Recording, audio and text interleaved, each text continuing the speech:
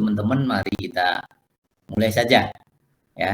Nah, ini adalah bagaimana kita memiliki langkah-langkah yang sederhana ya di dunia digital bisnis ini. Tetapi kalau kita kerjakan secara konsisten ya hasilnya akan luar biasa ya, hasilnya akan luar biasa. Oke. Nah, mari kita mulai Bapak Ibu. Nah, ini adalah kita memiliki website story.id. Ya, ini kami ingin membantu Bapak Ibu semua untuk betul-betul melakukan transformasi ya, transformasi terutama transformasi diri kita sendiri, apalagi di era digital ini, supaya kita bisa membuat cerita hidup kita yang lebih menarik, cerita yang hidup kita yang lebih menginspirasi. Ya, ini kita punya website story.id yang kita memberikan modul-modul training kehidupan kita yang bisa kita pakai untuk menginspirasi orang. Baik, Bapak Ibu, kita pelajari Digital Business Framework terlebih dulu, baik ini dipakai untuk korporasi besar maupun kita pakai untuk personal. Sebenarnya frameworknya itu sama, ya, kurang lebih frameworknya akan seperti ini. Jadi dimulai dari digital branding, ya, kemudian digital copywriting karena kita ini secara digital jadi tidak tidak banyak bertemu langsung dengan calon pembeli dari produk kita, sehingga kita harus berkomunikasinya kebanyakan melalui tulisan. Nah, itulah yang disebut dengan copywriting. Itu yang harus kita pelajari supaya bisa menginfluence calon pengguna produk kita. Nah, kemudian layer di bawahnya adalah digital marketing. Jadi digital marketing itu kita bisa mulai dengan ada orang atau perusahaan membuat aplikasi, ya. Untuk apa? Untuk melakukan channeling marketing itu, ya, lewat aplikasi atau juga membuat website.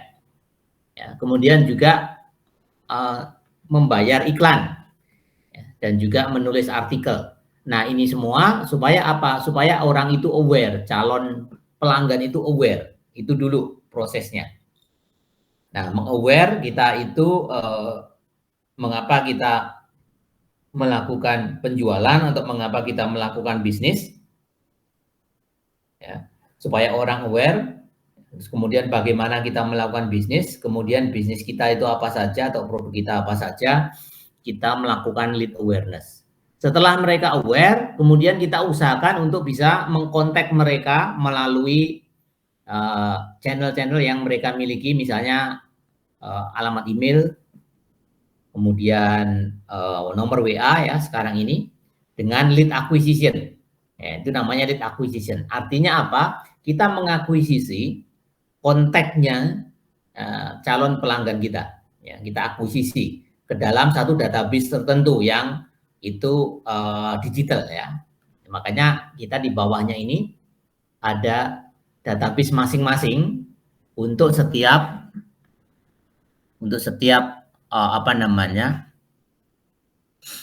step dari marketing kita ini. Ya, lead awareness kita punya database-nya. Jadi siapa saja sih yang sudah aware gitu ya. Terus kemudian berikutnya siapa saja yang kita sudah punya alamat emailnya, kontaknya, nah, itu punya database-nya kita. Kemudian setelah itu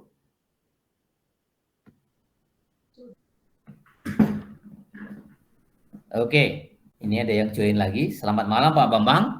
Welcome Pak Bambang. Kita baru saja mulai ya. Jadi ini kita sampai ke framework-nya digital business, baik yang untuk korporasi besar sampai ke yang personal, itu ininya sama. Ya. Ya. Ini Pak Arief juga baru join. Selamat malam Pak Arief. Welcome. Ya, ini ya, selamat malam Pak. Terima kasih sudah join. Ya, jadi ini frameworknya dari digital business ya. Kita mulai dari digital branding, kita membranding, kemudian digital copywriting, kemudian digital marketing itu ada double funneling ya. Double funneling itu seperti ini ya. Single funneling ini yang menghadap ke kiri, kemudian yang double funneling menghadap ke kanan. Jadi proses kita mengakuisisi atau mengakuisisi customer ya, bukan mengakuisisi lead, itu ada 10 tahapan. Ya. Tahapan yang pertama adalah meng-aware ya, bisa dengan macam-macam ya.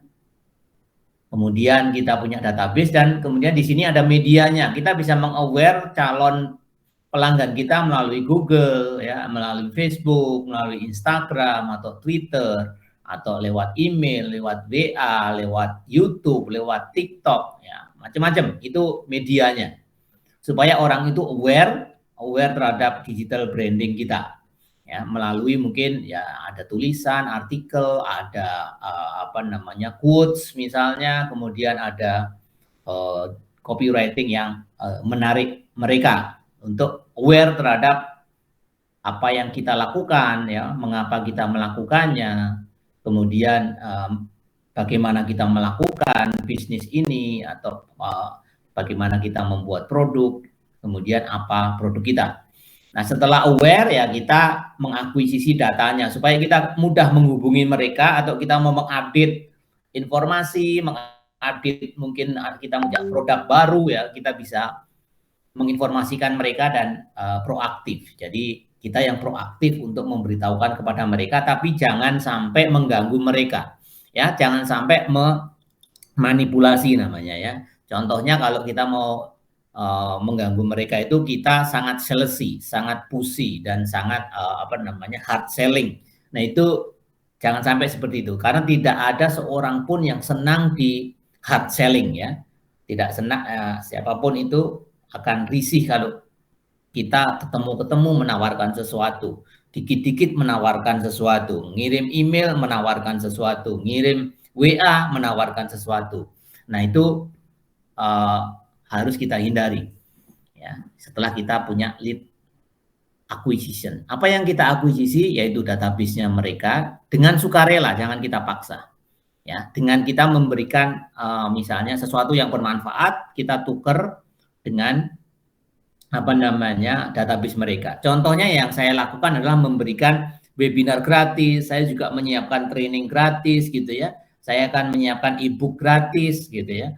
Nanti saya tempatkan di website saya, kemudian saya ngundang orang atau ngomong sama lead awareness saya punya training gratis, mau nggak kamu mendapatkan training itu gitu ya, atau e-book gratis. Nah, kemudian saya akan mengirimkan ke emailnya dia. Bagaimana saya bisa mengirimkan training atau e-book gratis itu kalau nggak tahu nomor, alamat email. Jadi orang itu akhirnya akan memberikan alamat email.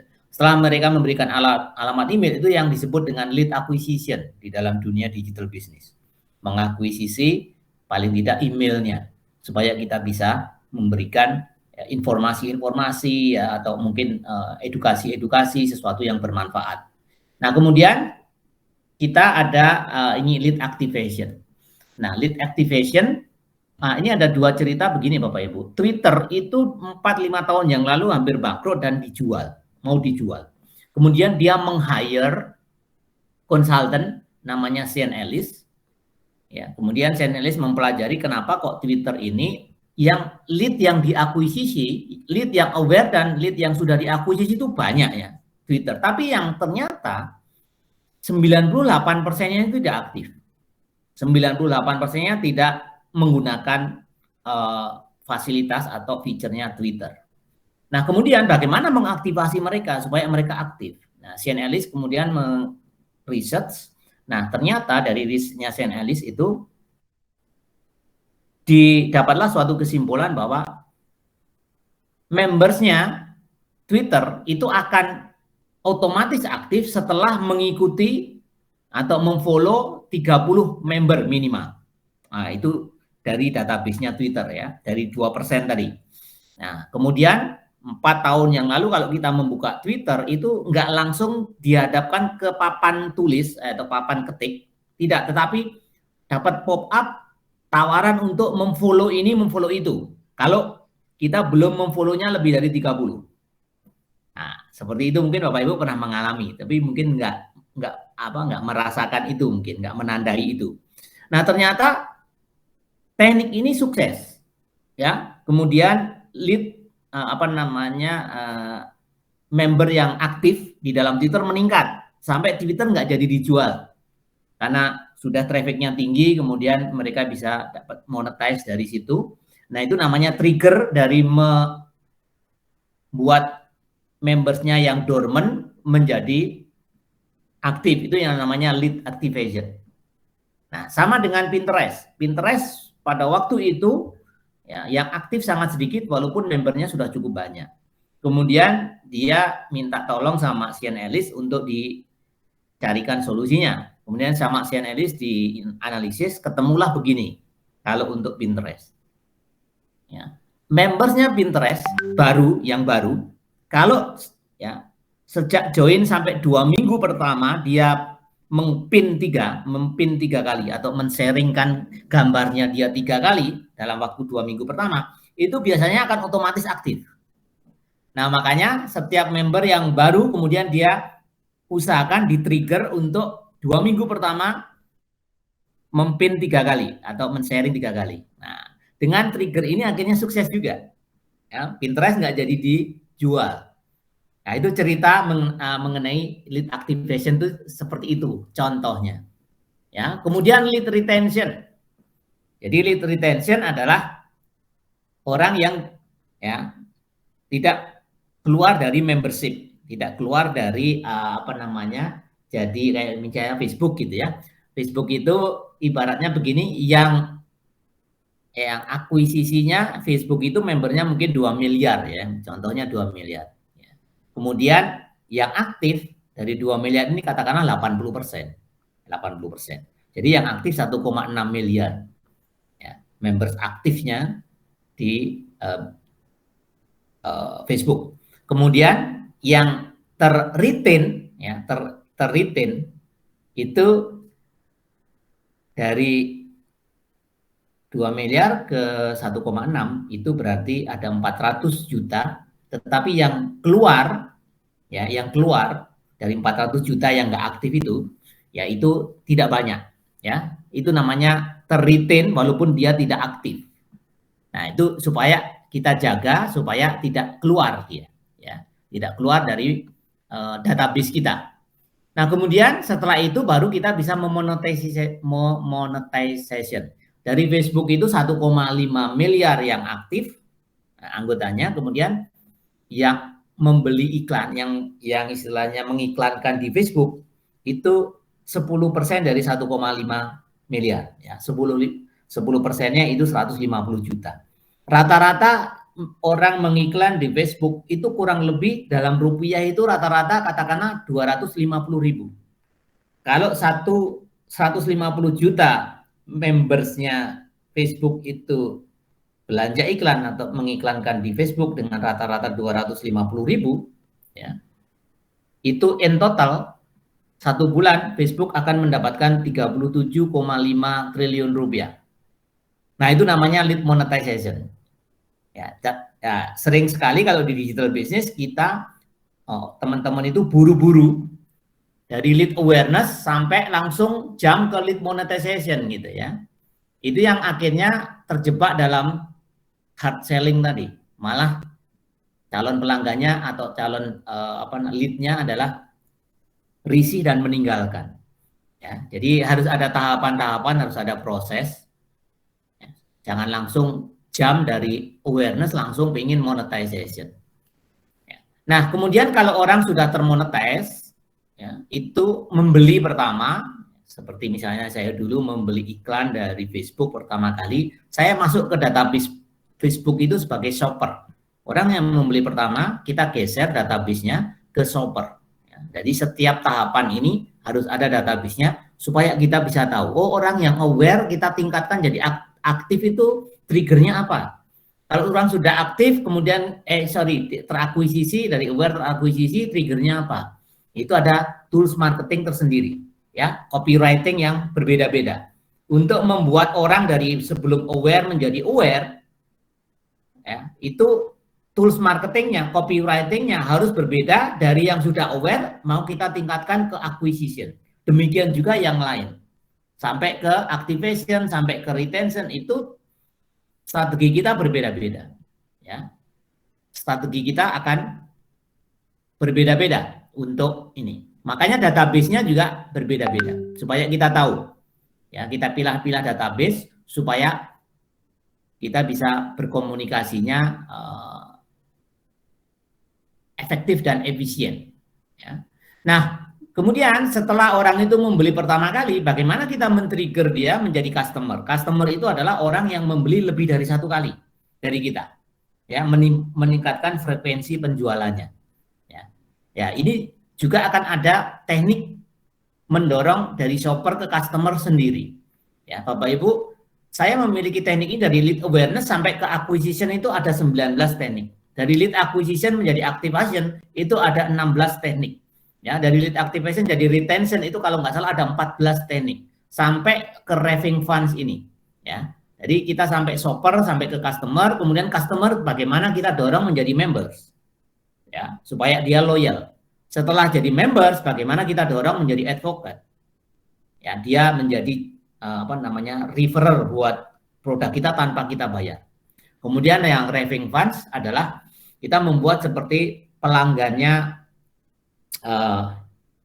produk Hermes gitu ya, produk Harley Davidson, ya sampai seperti itu produk Apple, pembelinya mereka itu sangat menjadi raving funds. Dan sebenarnya kalau bisnis itu tujuannya untuk menciptakan raving funds supaya apa? Kita tidak reinventing the wheel untuk kehabisan uang atau bakar uang untuk membeli atau mengakuisisi customer. Ya. Biaya bisnis yang paling besar itu adalah biaya marketing, biaya mengakuisisi customer. Nah, kalau kita tidak menciptakan penjualan yang repeat order atau repeat buying, ya kita akan boncos terus karena kita mengeluarkan biaya marketing terus. Apple sudah sangat sedikit mengeluarkan biaya marketing karena apa? Mereka punya raving funds. Ya, tas Hermes, ya Louis Vuitton, kalau ada produk baru, ya tidak usah perlu memarketkan besar-besaran, bahkan pembelinya sudah ngantri beberapa jam sebelumnya. Ya, nah itu namanya raving funds. Nah, tujuan akhirnya bisnis itu. Nah, bedanya dagang dengan bisnis ya di situ. Kalau dagang dia nggak punya database, nggak punya loyal customer, nggak punya raving funds atau sedikit lah istilahnya. Jadi terus menerus harus mengerjakan marketing untuk mendapatkan revenue. Tapi kalau bisnis harusnya yang dipikirkan bagaimana mendorong dari lead awareness sampai ke ujung sana, sampai ke raving funds. Dan ini semakin mudah dengan adanya digital. Ya, kita bisa menjangkau mereka lewat email, lewat aplikasi, atau mungkin kalau punya uang pakai advertising, kalau nggak punya uang ya organically saja. Ya, dan itu seperti Apple, ya seperti Zappos. Zappos itu salah satu unit bisnis yang menjadi kontributor terbesarnya si Amazon, Bapak Ibu. Jadi Zappos ini adalah marketplace yang paling fenomenal. Ya. 93% revenue-nya didapat bukan dari iklan, bukan dari marketing, dari repeat order. 90% revenue, 93% revenue-nya. Hanya 7% ya sisanya dari ini. Itu marginnya sangat besar sekali. Dan belum pernah ada marketplace yang melampaui pencapaian Zappos ini. Zappos didirikan tahun 99 dan diakuisisi oleh Amazon tahun 2009. Ya, dengan nilai pembelian yang paling tinggi waktu itu, di tahun itu 2009 itu. Ya. Zappos itu pendirinya Tony Hsieh dan ini sampai sekarang menjadi marketplace yang belum pernah ada yang mengungguli dari sisi kinerja dan profitnya itu sangat tebal sekali dari situ. Karena dia punya raving funds yang luar biasa banyak. Ya. Nah, ini mengenai frameworknya digital business, baik kita mau digital business yang personal, yang kecil, ya, yang small, medium, maupun yang enterprise besar. Ini dipakai juga oleh Facebook, dipakai juga oleh Zappos, dipakai juga oleh Amazon, ya. Kemudian Apple juga memakai seperti ini. Ya. Ini kelihatannya rumit, katanya Pak Eri sederhana gitu ya. Nah, sederhananya di mana? Mari kita lanjutkan Bapak Ibu ya. Nah, tapi ini in total full blown-nya untuk framework digital business seperti ini, itu tadi baru dari digital marketingnya. Kemudian bagaimana kita membuat digital produknya, creation-nya, itu kita pakai Agile dan Scrum. Ya. Ada product backlog, ada sprint ini feature backlog gitu ya. Kalau kita ngomongin aplikasi, ya Bapak Ibu. Nah, sekarang saya banyak diminta teman-teman NU untuk menanganin Kartanu, ya digital kartu anggota NU. Itu nanti akan ada fintech-nya, ada PPOB-nya, akan mengarah ke marketplace. Kemudian juga NU untuk yang medical ya, namanya PharmaClick, saya intensif untuk meeting, ya bahkan minggu ini diajak beberapa kali meeting dengan mereka. Ya, bagaimana kita membuat produk, kemudian kita harus sampai minimum viable produknya, dan kemudian meluncingnya, Bapak Ibu, meluncing produk digital itu totally different dengan yang produk yang non digital.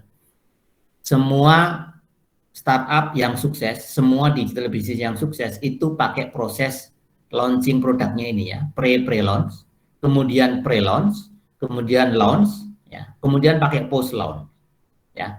Kalau produk non digital biasanya begini, membuat produk sampai jadi, kemudian baru kita meluncingkan di sana, ya, meluncingkan di setelah ini MVP ini minimum viable product, kita launchingkan, ya, pre-launchnya, jadi ada di bawahnya, ya, result ini.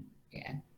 Tetapi kalau digital business, kita membuat produk saja, kita harus sudah pre-launch, memberitahukan kepada calon pelanggan, ya, memberitahukan, kami sedang membuat ini loh, ya, supaya mereka aware. Jadi lihat di bawahnya di sini, pre-launch itu paralel dengan awareness. Ini yang disebut kita lead awareness, ya, lead awareness itu sudah kita lakukan semenjak kita membuat produk. Itu namanya pre-launch. Ya, kemudian pre-launch. Ya, pre-launch-nya untuk produk tertentu itu harus isinya apa saja, aktivitasnya apa saja. Ya, produk digital tertentu gitu ya. Kemudian produk digital yang lain pre-launch-nya, nah itu bisa bermacam-macam nanti aktivitinya. Kita lihat ya, lead acquisition, lead activation gitu ya. Kemudian ya lead retention itu merupakan pre-launch. Ya. Begitu produknya jadi full, kita launch. Sehingga pada saat kita launching itu semua lead sudah aware dan dia sudah langsung membeli pada waktu launching itu. Paling tidak 50% kita sold. Itu yang dilakukan Apple. Kenapa kok Apple itu kalau mau mengeluarkan produk baru, bahkan orang itu mau ngantri 24 jam sebelumnya. Selain tadi karena dia punya raving funds, dia cara meluncingkan produknya itu pakai pre-launch, kemudian launching. Nggak mak betunduk begitu selesai produknya selesai baru kita lead awareness. Itu sudah membutuhkan waktu yang sangat banyak. Jadi kita lihat ya, kalau kita menggunakan produk launchingnya pakai seperti ini dan juga marketingnya pakai yang double funneling, kita dapat monetize itu pada saat produk kita jadi dan kita launchingkan sudah dapat ya cash-nya, jadi nggak ngos-ngosan. Dibanding kalau kita itu produk selesai baru mulai pre-launch atau baru mulai lead awareness, ini akan di ujung sana kita baru dapat uangnya. Nah, maka banyak sekali startup-startup yang gagal karena cara melaunchingkannya seperti konvensional ya. Ya, dia produknya selesai baru mulai pre-launch, baru lead lead awareness baru dimulai sehingga akan mendapat monetize-nya itu sangat lama. Katakanlah ya, lead awareness Bapak Ibu, sampai monetize itu butuh 6 bulan atau butuh 3 bulan lah katakanlah.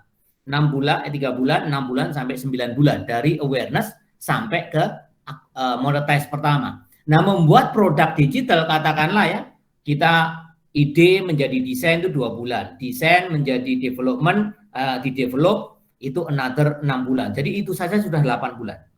Ya, kemudian testing 2 bulan, 10 bulan, katakanlah 1 tahun di sini ya. Dari sprint backlog sampai ke dari produk backlog sampai result minimum viable product itu 12 bulan.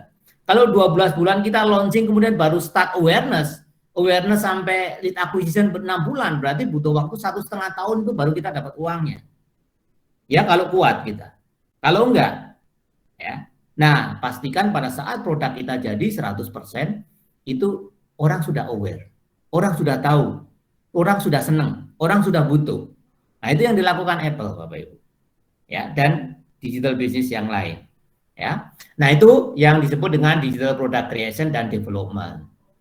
Ya. Kemudian ada post launch.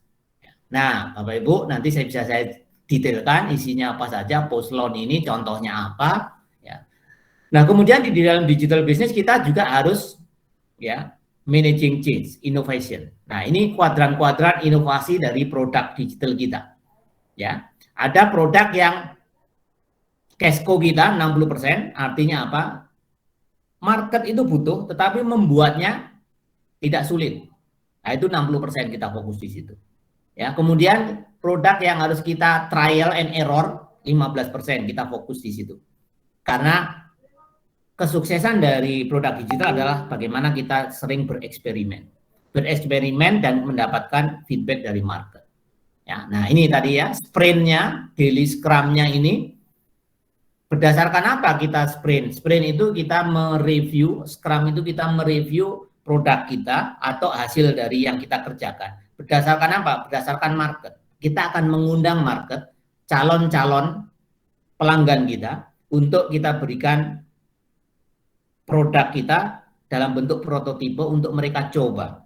Satu, mereka itu aware dari awal. Yang kedua, mereka menjadi verifikator, memverifikasi asumsi kita.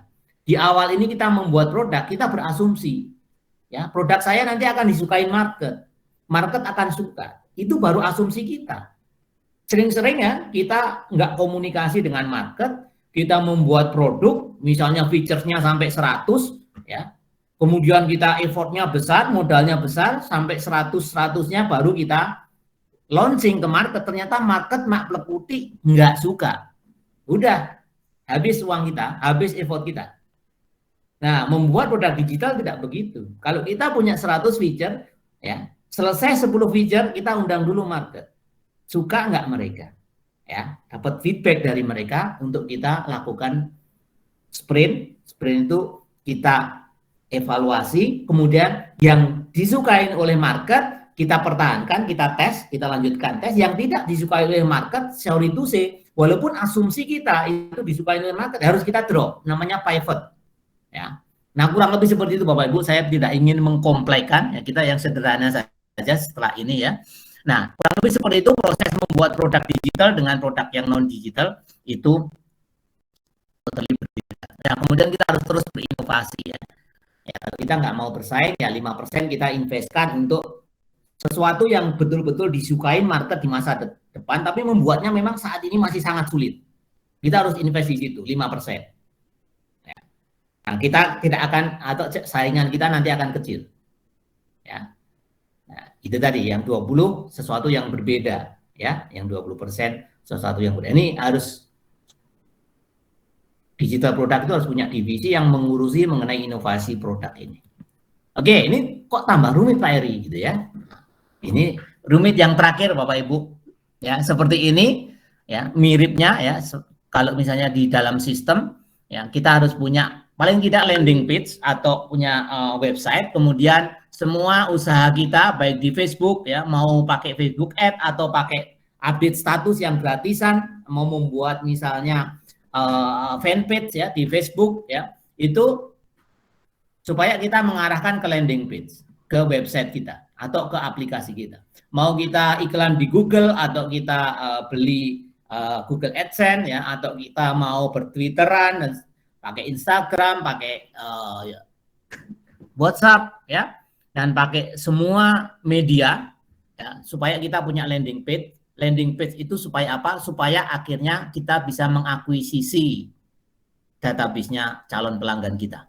Ya, kemudian kita engage mereka, ya, mereka opt-in itu dia memberikan alamat emailnya atau alamat WA-nya ke kita dengan sukarela. Nah, kemudian harus double opt-in Bapak Ibu. verifikasi. Benar nggak kamu sukarela memberikan alamat email? Karena apa? Kalau negara kita mungkin regulasinya, law-nya belum sampai di sana. Kalau di Amerika, kalau kita nyepam ya, nyepam itu adalah kita blasting ke semua orang yang orang itu sebenarnya nggak mau di blasting. Itu bisa dituntut kalau di Amerika karena sudah ada hukumnya. Ya, nah kita di negara kita karena belum ada hukumnya, Bapak Ibu kan sering ada spam ya, baik di WA ya, kemudian di email. Nah itu sebenarnya tidak etis, ya tidak etis, nggak boleh. Kita pun juga nggak boleh begitu. Namanya ada double opt-in ini Bapak Ibu. Kita sampai menanyakan paling tidak sekali atau bahkan 2 kali. Ya, kamu bener nih ngasih alamat email ke saya. Nah gitu, itu namanya double opt-in, ada verifikasinya. Nah kemudian itu masuk ke database kita, kemudian baru kita engage mereka, berkomunikasi mereka. Tujuannya apa? Tujuannya untuk mendorong sampai ke raving funds. Ya, harus ada etikanya.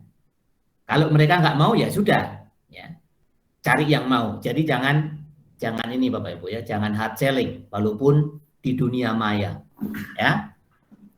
Ya, trust me, sesuatu yang inspiratif itu jauh lebih bagus daripada yang manipulatif. Jangan kita memanipulasi ya apa istilahnya privasinya orang hanya gara-gara supaya kita mendapatkan uang ya.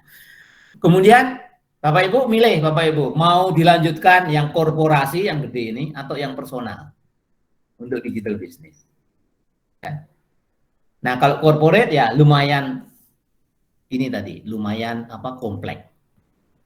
Oke. Kita pilih yang sederhana aja ya Bapak. Kita sederhanakan lah. Tapi Bapak Ibu paling tidak tahulah gambarannya digital business. Ya. Mau e-commerce ya, mau fintech. Ya. Saya ngajar fintech di Bank BUMN dan Bank Indonesia. Digital banking saya juga ngajar di bank tersebut. Ya. Kemudian digital apa agile, project management. Ya, saya banyak ngajar di. Karena apa? Karena waktu saya kerja di perusahaan multinasional company dulu, saya jadi program director untuk produk-produk yang digital. Dari mulai 2001 sampai 2014, selama 13 tahun. Ya, saya menangani proyek-proyek yang digital. Nah oke, buat kita, mari kita sederhanakan. Ya. Langkah yang pertama, bagaimana kita membuat perencanaan digital business. Ya. Nah, marketing kita, ya, funneling kita, yang double funneling itu tadi, launching kita mulai dari sejak membuat produk Bapak Ibu. Membuat produk yang bagus. Ya. Diakui atau tidak, Apple itu bisa sangat spike, tinggi, kemudian juga bisa sustain karena mereka memiliki produk yang bagus dan bisa menjual ya, menjual dirinya sendiri produk tersebut ya, kalau produk itu bagus. Nah, kemudian bagaimana kita meng-create-nya? Kita harus jelas Bapak Ibu. Kita harus mulai dari why. Mengapa kita melakukan apa yang kita lakukan? Itu pembedanya. Nah, produk ini, kalau itu produk itu akan mendapatkan persepsi bagus dari market, itu bukan dari how kita membuat atau apa feature-featurenya dan keunggulan produk itu, bukan di situ ternyata. Suksesnya Apple, suksesnya apa namanya perusahaan-perusahaan yang besar kayak Southwest ya, penerbangan itu. Terus kemudian apa kafe kopi Starbucks ya Starbucks karena begini people itu orang tidak membeli apa yang kita lakukan tapi orang itu akan membeli mengapa kita melakukannya. Nah kalau Steve Jobs itu kalau misalnya presentasi atau mau diwawancarai orang dia tidak sering ngomongin saya menjual apa atau bagaimana saya membuat apa yang saya jual itu, tapi mengapa saya berbisnis ini. Bisnis saya ya Steve Jobs itu bukan menjual handphone, bukan menjual laptop. Ya, kalau ditanya bisnis Anda apa? Bisnis saya adalah bagaimana membuat Anda difference. Itu bisnis saya. Itu bisnisnya Apple. Bagaimana caranya? Ya, dengan cara saya membuat produk-produk yang menantang status quo, dari ringannya, dari tipisnya gitu ya. Itu how-nya. What-nya apa? Yaitu ada iPod, ada iPhone, ada iPad yang bentuknya kayak gitu, itu what-nya. Banyak nggak orang atau perusahaan yang bisa membuat seperti Apple? Banyak. Ya. Bapak Ibu, iPod itu ya namanya yang menemukan pertama kali orang Singapura. Namanya Creative Advance. Tapi dia menjualnya dengan ya apa 3PP MP3 musik dalam 5 GB. Nah, itu mengenai watt-nya. Tetapi Apple menjualnya dengan bilang, kalau kamu punya ini, ya, apa artinya itu buat Anda? Apple copywriting-nya adalah 1,000 songs in your pocket. Ya. Creative Advance, ya, itu yang perusahaan Singapura, itu penemu pertama kali mengenai musik yang tidak by album. Sebelumnya kalau pakai kaset, pakai ini ya, piringan disk itu satu disk satu album gitu ya, satu kaset satu album. Ya. Tapi begitu ada Creative Advance sama Apple itu kalah cepat sebenarnya sama Creative Advance. Tapi bagaimana perbedaannya mereka adalah di mengapanya ini. Startlah dengan mengapa. Jangan start dengan how dan what, karena banyak orang itu bisa meniru how dan what-nya kita, tapi tidak bisa pernah meniru why-nya kita. Ya. Starbucks itu bisnisnya, produknya bukan kopi, Bapak Ibu. Ya, Starbucks itu Howard School kalau diwawancarai paling sering ngomong bahwa bisnis kami adalah menyediakan tempat yang comfortable buat Anda, menjadi alternatif antara rumah Anda dan office Anda. Jadi tempat ketiga setelah rumah dan office. Itu why-nya kami berbisnis untuk menyediakan tempat yang nyaman, why-nya. Ya. Banyak nggak orang yang bisa menjual atau how membuat kopi seperti Starbucks? Banyak. Ya. Banyak nggak yang bisa memproduksi watt-nya yang seperti Starbucks? Banyak. Kopinya Starbucks, tehnya Starbucks, kuenya Starbucks. What and how-nya banyak orang bisa membuat. Tapi bedanya di why. Nah, itulah yang mempengaruhi produk itu bagus atau tidak. Walaupun produk kita bukan yang paling bagus seperti Apple. Apple itu bukan produk yang paling bagus, Bapak Ibu. Tapi sangat bagus, iya. Tapi bukan yang paling bagus. Ada yang lebih bagus dari itu. Contoh lagi, Bapak Ibu. Ya, contoh lagi mengenai kamera itu ada GoPro, kemudian mungkin yang Bapak Ibu nggak dengar itu kamera kontur. Ya, kamera kontur itu paling bagus di kelasnya, lebih bagus dari GoPro. GoPro memang kualitasnya sudah bagus, bahkan sangat bagus, tapi bukan yang paling bagus. Tapi yang jauh lebih laku adalah GoPro-nya. Itu masalah mengapa GoPro menjual kamera dibandingkan dengan kontur menjual kamera. Ya. Nah, kontur itu pemiliknya kontur setelah bangkrut baru ngomong begini. Ternyata produk yang paling bagus itu belum tentu produk yang diminatin oleh pasar. Ya. Anda tidak harus membuat produk yang paling bagus, tapi harus cukup bagus. Itu yang akan menentukan nanti perbedaan kita dengan yang lain. Why-nya ini mengapa kita berbisnis? Mengapa kita melakukan apa yang kita lakukan? Karena mengapa kita melakukan apa yang kita lakukan pasti berbeda dengan orang lain. Kalau kita mau cari pembedaan, ya kita harus jelas dulu mengapa kita melakukan apa yang kita lakukan. Kalau how-nya banyak orang sama, how sama what-nya. How-nya itu bagaimana kami membuat, mulai desainnya kami bagusin, tesnya kami beginiin, feature-nya kami taruh begini, segala macam. Tapi semua orang bisa meniru atau orang lain bisa meniru. Ya, apanya apa gitu, what we do, ya kita doing ini, doing itu, what we do-nya, dan semua banyak orang akan bisa meniru. Tapi why we do it itu yang ini, yang berbeda. Dan orang itu membeli bukan berdasarkan what we do, tetapi orang akan membeli why we do what we do. Ya, nah di situ Bapak Ibu intinya kita membuat produk yang seperti itu. Yang kita why kita melakukan dan kita komunikasikan seperti Steve Jobs dan Howard School yang Starbucks tadi. Ya. Nah, kenapa kok Starbucks bisa sampai ke seluruh dunia dan sustain, Apple juga begitu. Dan mereka marginnya tinggi, Bapak Ibu. Marginnya tinggi. Yang lain misalnya seperti Dell, seperti yang lain-lain, karena mereka kurang kuat di why sama how dan what, mereka akan terpancing di perang harga, komoditi. Ya, siapapun yang hanya tahu how dan what-nya itu akan terjebak dalam perang harga. Dan perang harga, manipulatif harga dan segala macam itu sumber dari krisis ekonomi kalau terakumulasi. Nah, sekarang terserah Bapak Ibu mau berkontribusi walaupun tidak menyadari, tidak sadar perang harga, misalnya harga 800.000 gitu ya, dicoret jadi cuma 200.000. Itu manipulatif. Ini manipulasi di dalam bisnis.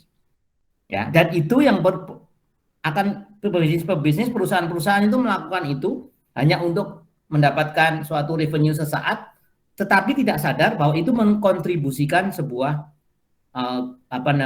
sebab dari krisis ekonomi secara global. Itu dari hasil penelitian Bapak Ibu. Ya, nggak sadar sih memang gitu.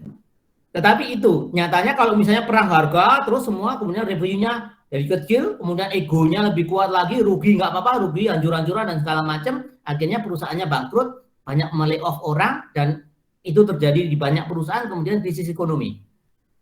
Nah, itu yang terjadi. Itu karena bedanya antara manipulatif dengan inspiratif. Orang yang menginspirasi selalu bisa menjawab why I do what I do. Ya.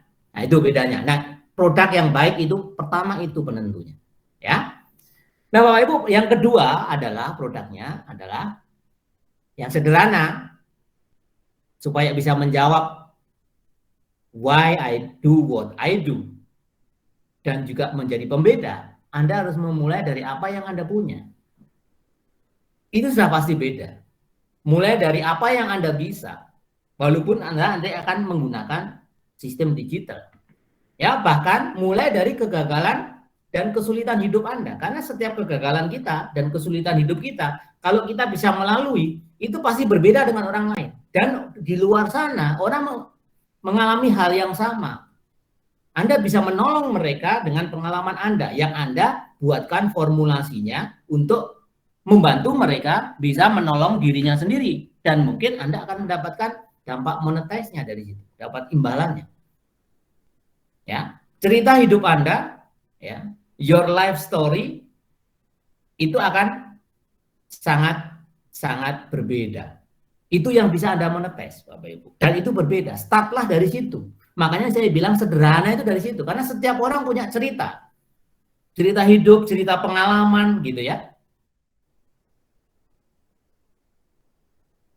Nah, ini tadi Bapak Ibu, ya, langkah pertama perencanaan digital business yang membuat produk Anda itu bermula dari keahlian Anda, dari pengalaman Anda.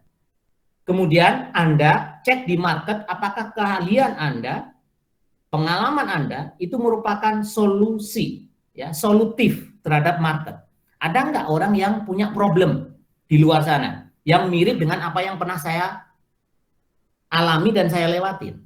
Kalau Anda pernah mengalami suatu kesulitan tertentu dalam hidup ini, ya, kemudian Anda sudah melewatinya, saya yakin Anda sudah melewatinya karena Anda sudah bisa ikut webinar ini, gitu ya. Nah, itu Anda cek di luar sana itu banyak nggak orang yang menghadapi atau sedang mengalami atau akan mengalami hal itu. Nah, itu Anda bisa monetize. Itu jadikan satu produk, Bapak Ibu. Contoh misalnya, ada teman saya yang divorce. Ya. Kemudian setelah divorce, dia bisa melewati masa-masa sulit divorce tersebut. Kemudian anaknya satu, ya, single parent anak satu. Kemudian sekarang dia married lagi dan bahagia, hidup bahagia. Anaknya sekarang sudah menikah. Ya. Nah, ini bisa jadi satu produk yang berbeda. Bagaimana dia melewati masa-masa sulit itu dan sekarang bisa hidup bahagia. Ya, formulasikan itu. Nah, contoh itu. Ada teman saya misalnya bangkrut dari developer, kemudian dikejar-kejar utang, ya, beberapa tahun yang lalu, ya, pokoknya wah sudah gak karu-karuan lah, saya nggak bisa cerita lebih detail lagi. Tapi sekarang sudah bisa kumpul lagi dengan keluarganya, sudah ini kemudian punya rumah makan ya nggak begitu besar, Tapi itu adalah sebuah kesuksesan yang kalau diformulasikan kita bisa sharingkan ke banyak orang dan itu merupakan satu produk yang solutif. Ya. Nah, pembuatan dan pengembangan produk Anda ini namanya minimum viable product. Ya. Contohlah yang problem solver, ya, misalnya.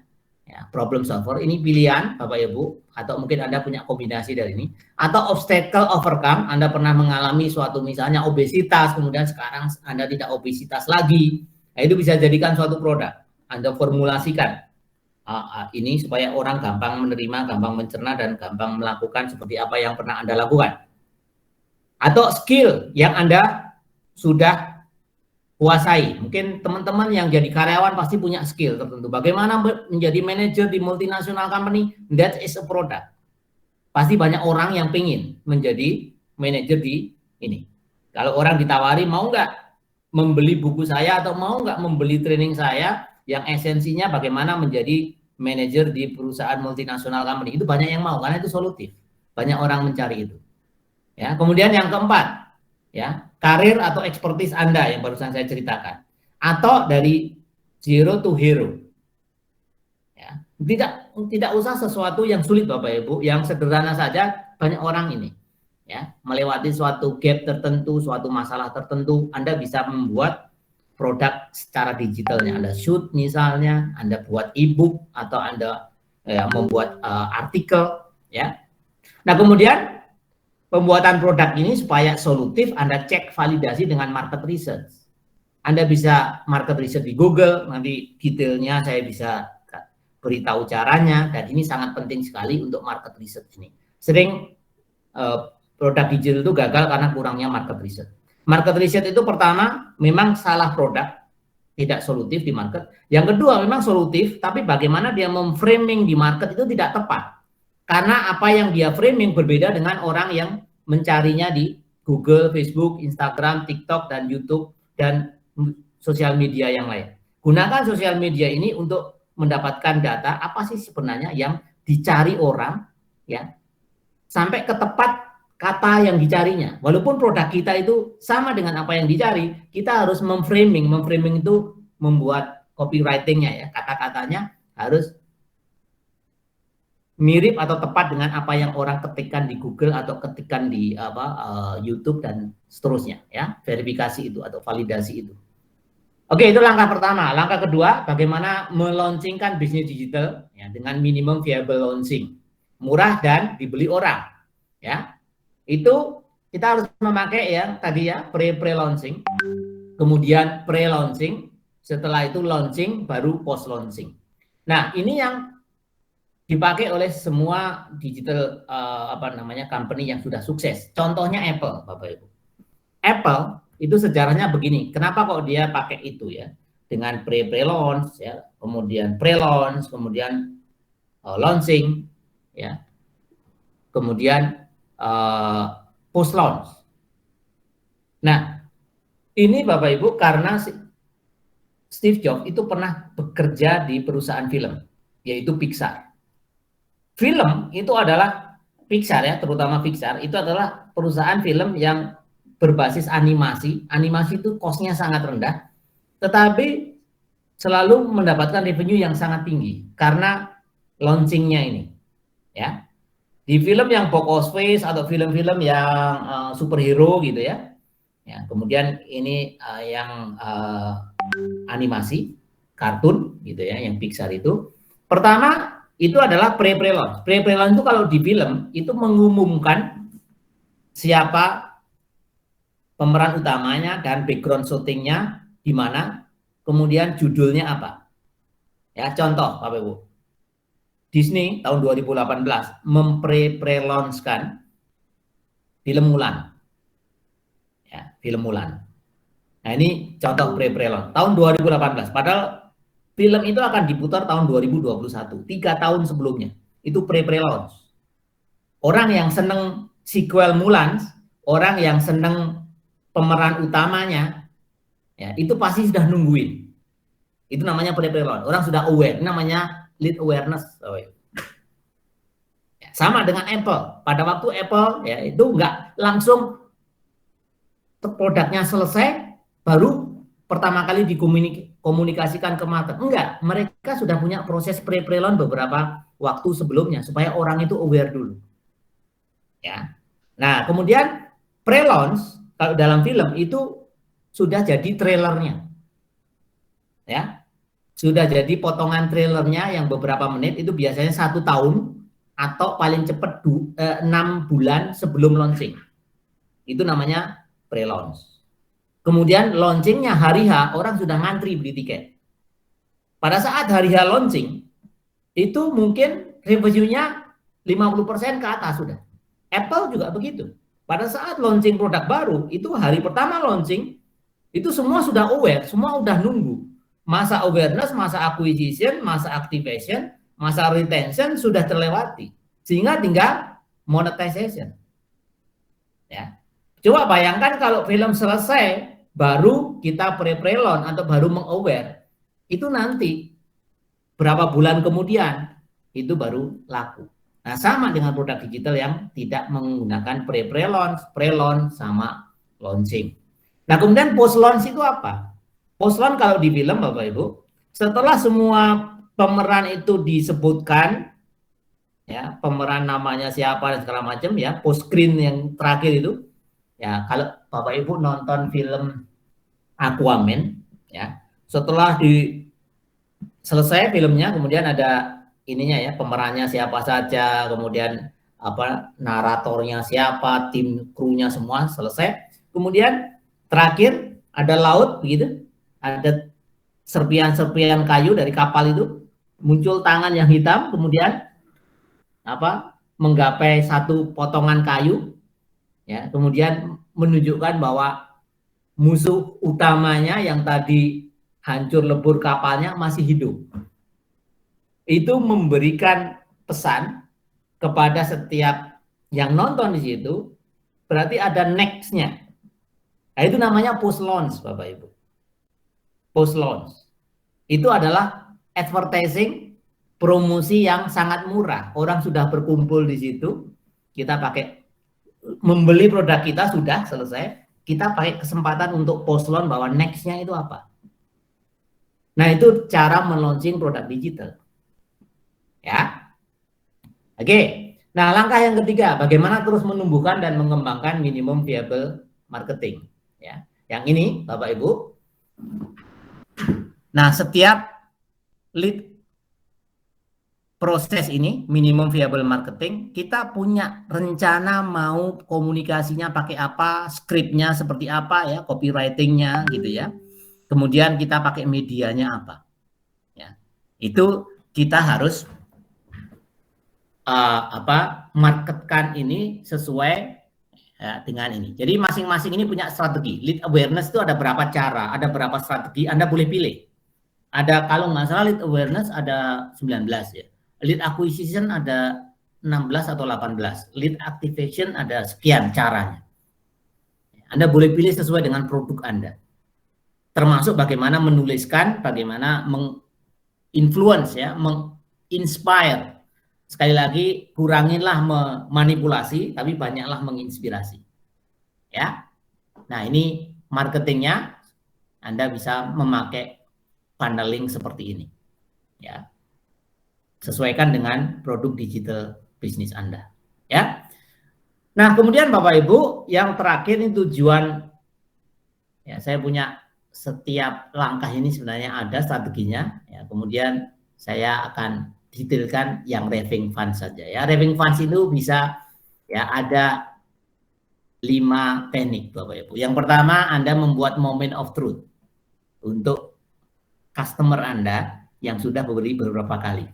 Ya, moment of truth itu Anda bisa pakai suatu momen-momen tertentu yang orang nggak akan bisa melupakan. Anda pakai itu. Ya, misalnya ulang tahunnya mereka, atau misalnya ya, kalau saya ngajar di moment of truth ini di hotel, saya ngajarnya begini. Oke, pakailah. Nah, ini sejarahnya moment of truth itu penting tuh karena gini. Karena begini, orang itu menjadi raving fans, orang itu menjadi fanatik kepada produk Anda. Itu harus melebihi dari customer satisfaction. Ya, customer satisfaction itu yang pakarnya adalah Parasurama, Profesor Parasurama, Customer Satisfaction. Tapi ada satu lagi pakar yang lebih bagus dari itu, ya, namanya adalah namanya depannya Daniel, Profesor, bukan Daniel Goleman ya. Saya lupa namanya, Bapak Ibu. Dia profesor, dia menemukan yang namanya customer memory. Ya, customer excellent, customer satisfaction itu masih satu level di customer memory. Jadi kalau kita puas dari layanan sebuah perusahaan atau sebuah hotel, tetapi kita nggak ingat, setelah 10 tahun mungkin nggak ingat. Ya. Oh ya, namanya Daniel Kahneman, Bapak Ibu ya, Daniel Kahneman. Ya. Yang Think Fast and Slow dia bukunya ya. Jadi Daniel Kahneman ngomong begini, buatlah customer Anda yang nggak akan lupa seumur hidupnya. Nah ini dipakai oleh tadi Zappos, Bapak Ibu. Zappos itu perusahaan yang paling fenomenal di e-commerce dan juga di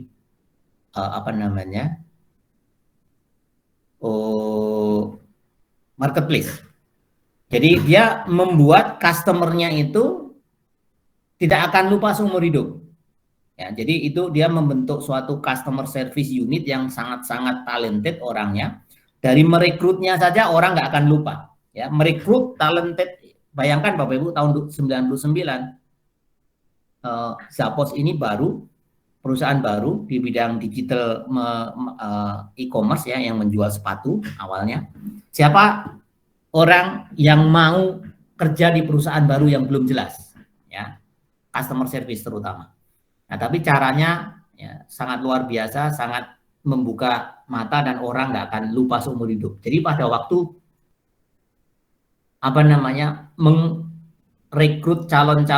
merekrut customer service sudah masuk, ya, hari pertama masuk, kemudian di trainingnya pun masih ada seleksi gitu ya. Kemudian pas hari terakhir training yang lulus itu kemudian ditemuin sama presiden direkturnya. Apa yang dilakukan presiden direktur adalah menawarkan, jika Anda resign hari ini, saya akan memberikan uang 4.000 US dollar kepada Anda. Ya. Nah, dengan cara begitu, ada yang ngambil 4.000 US dollar, tapi ada, enggak Pak, saya enggak mau, saya ingin kerja di sini. Nah, ini juga seleksi. Akhirnya dia mendapatkan orang-orang yang memang sangat menjiwai customer service. Dari situ, dia mulut ke mulut ke orang yang talented di customer service. Sekarang orang yang talented di customer service dari seantero penjuru dunia pengen kerja di Zappos. Bapak Ibu, ya. Tidak ada yang pernah menandingi customer service-nya Zappos. Itulah kunci suksesnya dia sukses di digital business. Ya, kemudian Amazon itu customer service-nya itu mengadop dari Zappos dan dia mengakuisisi Zappos tahun 2009. Contoh lagi Bapak Ibu yang unforgettable. Ya. Customer telepon, kemudian dia mau nyari sepatu, tidak ada di Zappos. Kemudian sama customer service-nya dibilang, tolong tahan, saya akan carikan apa yang Anda cari sampai ketemu, walaupun itu dari kompetitor saya. Ya, itu dua. Yang ketiga, itu membuka customer service channel yang live di radio. Ya. Paling panjang live di radio dari seorang customer service melayani pelanggan itu 87 menit, Bapak Ibu. Ngobrol. Ya. Di dalam ngobrol tersebut, customer service-nya bilang begini, kita ngobrol cukup lama, ya. Mungkin kamu lapar. Oke, aku pesenin pizza ya. Nah, ini telepon ini tidak ditutup, ya. Kemudian ngobrol lagi, 10 menit kemudian pizza sudah sampai, sambil ngobrol, sampai ke tempatnya pelanggan. Ya, pelanggan lupa nggak seumur hidupnya? Nggak akan lupa. Itu yang kedua. Yang ketiga, Bapak Ibu, Zappos itu menerapkan bahwa kalau kamu tidak puas, tidak cocok, ya, kamu kembalikan unitnya, sepatu itu, kami akan langsung ya, memberikan cash refund-nya tanpa kami menanyakan satu alasan pun. Nah, kemudian ada nenek-nenek yang telepon ke customer service. Dek, saya mau mengembalikan sepatu. Oh iya, Nek, nggak apa-apa. Nanti kami jemput. Ya. Nanti kasih saja alamat atau nomor invoice dan segala macam gitu ya. Nah, karena nggak enak, nenek ini ngasih tahu, walaupun tidak ditanya alasannya, ngasih tahu. Maaf ya deh, saya jadi nggak enak, karena saya beli sepatu itu untuk suami saya. Nah, kebetulan suami saya pas waktu apa namanya sehari sebelum sepatu itu datang, suami saya kecelakaan dan untuk sementara waktu nggak bisa pakai sepatu, mungkin untuk seterusnya. Nah, kemudian dia bilang, oh ya empati ya, diajarin empati, bagaimana ikut prihatin nek dan segala macam, sampai ya nanya apakah dirawat di rumah atau di rumah sakit sekarang. Oh, di rumah sakit gitu. Oh ya, namanya siapa suaminya? Oh, ikut prihatin ya dan segala macam. Nah, setelah ditutup, nenek ini ke rumah sakit. Di rumah sakit sudah ada karangan bunga dari Sapos sebagai tanda keprihatinan. Kira-kira neneknya akan lupa seumur hidup nggak? Nggak akan lupa. Anaknya, cucunya, atau orang yang membesuk di situ pasti akan mendapatkan cerita itu. Berapa sih harga karangan bunga untuk seorang yang sakit? Mungkin nggak sampai 200-300 ribu, atau mungkin paling mahal 500 ribu. Tapi cerita itu sampai ke saya, dan setiap saya ngajar di hotel mengenai customer service, saya ceritakan itu. Itu yang namanya moment of truth. Ya, customer memory. Kalau di hotel saya nanya, kira-kira dengan contoh yang seperti ini tadi, dengan Zappos ini tadi, kalau ada orang atau ada tamu Anda yang check out dan bawa mobil, kemudian menemukan mobilnya itu kempes, masih ada di hotel Anda atau di lapangan parkir Anda, untuk membuat moment of truth, apa yang Anda akan lakukan? Nah, saya case tadinya seperti itu. Kalau saya bilang, saya persilahkan tamu itu kembali lagi ke lobi, ya, kemudian saya akan urusin sampai beres, entah mencari tukang tambal ban, entah saya bawa banyak ke sana, atau tukang tambal bannya saya bawa ke sini dengan saya membayar 100 ribu kayak 150 ribu. Tahu-tahu beres, kita antar ke lobi, tamu dipersilakan untuk menggunakan mobilnya. Kira-kira tamu itu akan lupa seumur hidup nggak? Nggak akan. Kalau setiap lewat pasti dia ingat kejadian itu, karena momennya spesial, momen yang okasional. Ya, pakailah itu sebagai untuk membuat moment of truth, ya, raving fans, atau predictable moment, wedding, ya, mungkin lulusan anak, nah itu juga bisa. Kemudian super konsisten, kita harus tetap konsisten untuk bisa mendapatkan repeat order dari dan membuat raving fans. Kemudian suppress from routine, ya, sesuatu yang wow dan aha. Kemudian go above the beyond. Kemudian juga personalized emotion relationship. Jangan hanya kita memiliki yang transaksional relationship, Bapak Ibu. Kita meningkatkan dari transaksional relationship ke emotional relationship. Ya. Nah, itu nanti detailnya kalau ada waktu ya. Ada personal help, ada personal support, make friendship, make partnership. Jangan sekali-kali hard selling. Hard selling itu tidak akan menaikkan dari transaksional relationship menjadi emotional relationship. Ya. Then what will you do now, Bapak Ibu semua? Ya. What's next? Take action, Bapak Ibu. Ya. Punyalah sesuatu, betul-betul niat untuk transformasi diri kita. Dunia ini sedang berubah. Banyak pekerjaan-pekerjaan akan hilang. Ya. Kita harus betul-betul niat untuk transformasi diri kita. Ya memang nggak mudah gitu ya. Tetapi kita harus take action walaupun 1 inch of movement is a way closer than a mile of intention. Kalau kita cuma niat-niat saja tetapi tidak take action, ya, itu ya akhirnya take action walaupun sedikit, ya, tapi itu jauh lebih bagus, ya, jauh lebih powerful dibandingkan hanya sekedar niat, Bapak Ibu ya. Take action, Bapak Ibu. Ya, take action. Apa yang bisa Anda lakukan dengan digital business, ya. Nah, Bapak Ibu, ya, ini opsi yang pertama, Anda bisa melakukan do it yourself, DIY. Nah, biasanya kalau DIY seperti ini expectation gitu ya. Kemudian ini reality. Ya, expectation dan ini realitinya seperti ini. Ya. Nah, opsi yang kedua, Anda bisa belajar dengan formula yang SOUL. Nah, ini contoh memformulasikan dari produk, Bapak Ibu. Ya.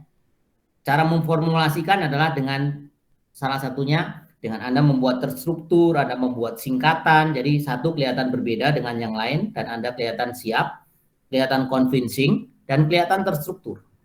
Ya, seperti ini contoh ya, Bapak Ibu, saya menawarkan kepada Anda untuk mengikuti ya, formula SUL. Formula SUL ini adalah golden formula yang sudah dilewati, yang sudah merupakan best practice, golden formulanya. Nah, SUL itu apa? Buatlah produk yang solutif, kemudian Anda optimize, dioptimisasi supaya orang itu mudah menangkap. Solutif tadi termasuk bahwa itu riset market ya. Kemudian Anda optimize, mengoptimasi dengan Anda menstruktur, Anda memformulakan. Contohnya yang saya memformulakan jadi SUL ini, produk saya gitu ya. Kemudian Anda launchingkan dengan teknik yang pre-launch, ya, post-launch, pre-launch, pre-launch, launching, dan post-launch. Setelah itu Anda develop dengan marketing yang konsisten sampai Anda mendapatkan raving funds. Ya. Ya, otomatis kalau Anda ingin sampai ke tahap raving funds, Anda harus menghindari atau mengurangi transaksional relationship. Anda harus menambah yang emosional relationship, yang inspiratif, bukan manipulatif. Ya. Nah, Bapak Ibu, cukup sekian. Nah, ini ada pertanyaan, saya persilakan. Nah, Bapak Ibu, contoh dari pre-launch dari produk saya adalah webinar malam ini. Webinar malam ini merupakan rangkaian saya meluncing produk digital saya yang berikutnya. Nah, Bapak Ibu bisa tahu. Jadi, contoh-contoh kegiatan pre-launch itu seperti apa. Ya. Nah, ini salah satu contoh kegiatan pre-launch, meng-aware. Ya, semakin banyak orang, semakin banyak orang, semakin banyak orang. Ya, tapi pesan saya jangan kita memanipulasi. Ya, biar orang itu tidak terkaburkan dengan quality. Sekarang kalau harganya tinggi kemudian kita ini diskon jadi kecil, itu kan jadi orang jadi kabur lagi. Masalah quality, masalah macam-macam lah. Itu namanya manipulatif. Bapak Ibu ada pertanyaan Bapak Ibu sebelum kita akhiri? Apakah ada pertanyaan? Saya persilakan.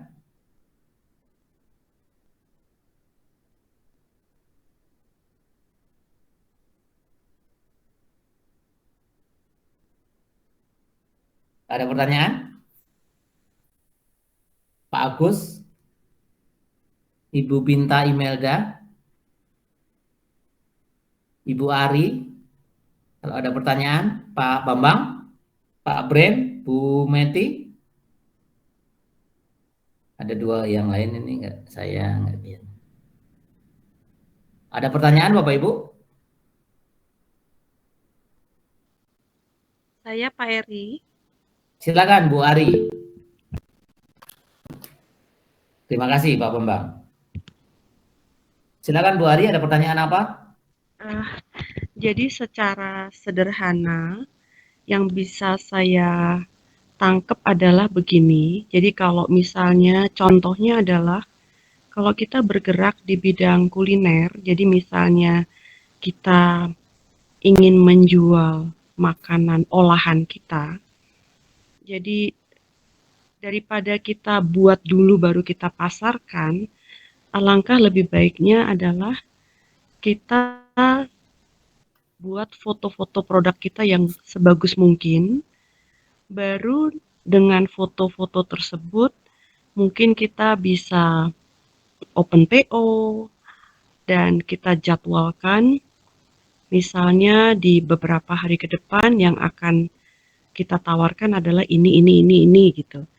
Nah, dari situ berarti kita dapatkan dulu pesanannya, baru kemudian kita buat produknya dan sudah ada yang pasti beli kan, karena memang kita jual sesuai dengan pesanan gitu.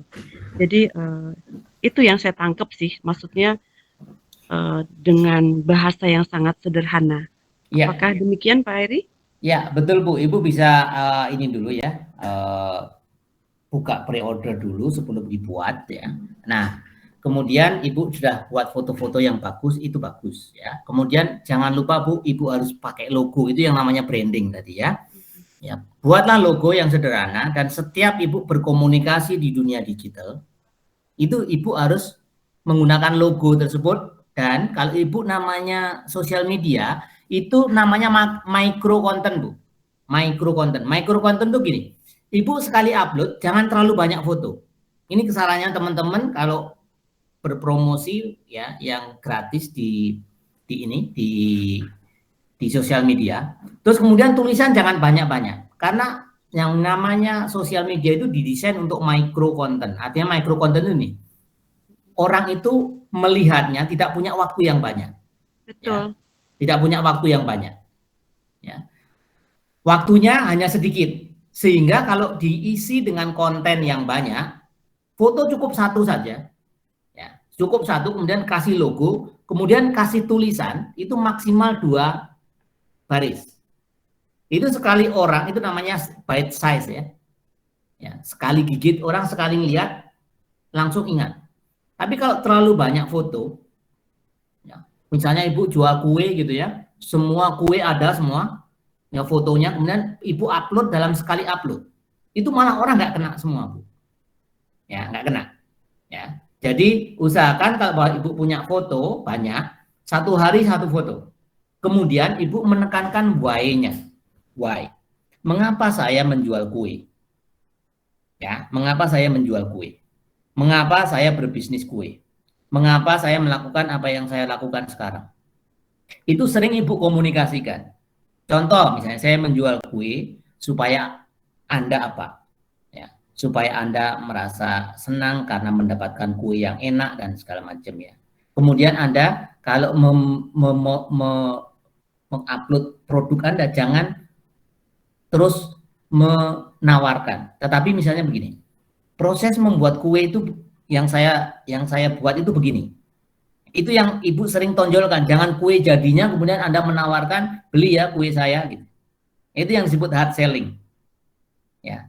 Contoh misalnya Ibu ada foto membuat kuenya dari mulai membeli bahannya gitu ya. Saya membeli bahannya itu dari sini. Kenapa saya membeli dari sini? Nah, itu satu konten. Ya. Kemudian berikutnya lagi prosesnya ya. Saya menggunakan misalnya stainless, bahan-bahan yang stainless sehingga higienis. Itu difoto, diupload 1 kali. Ya. Nah, terus begitu, tuh, itu seperti itu namanya teknik dripping. Dripping itu kayak tetesan gitu ya.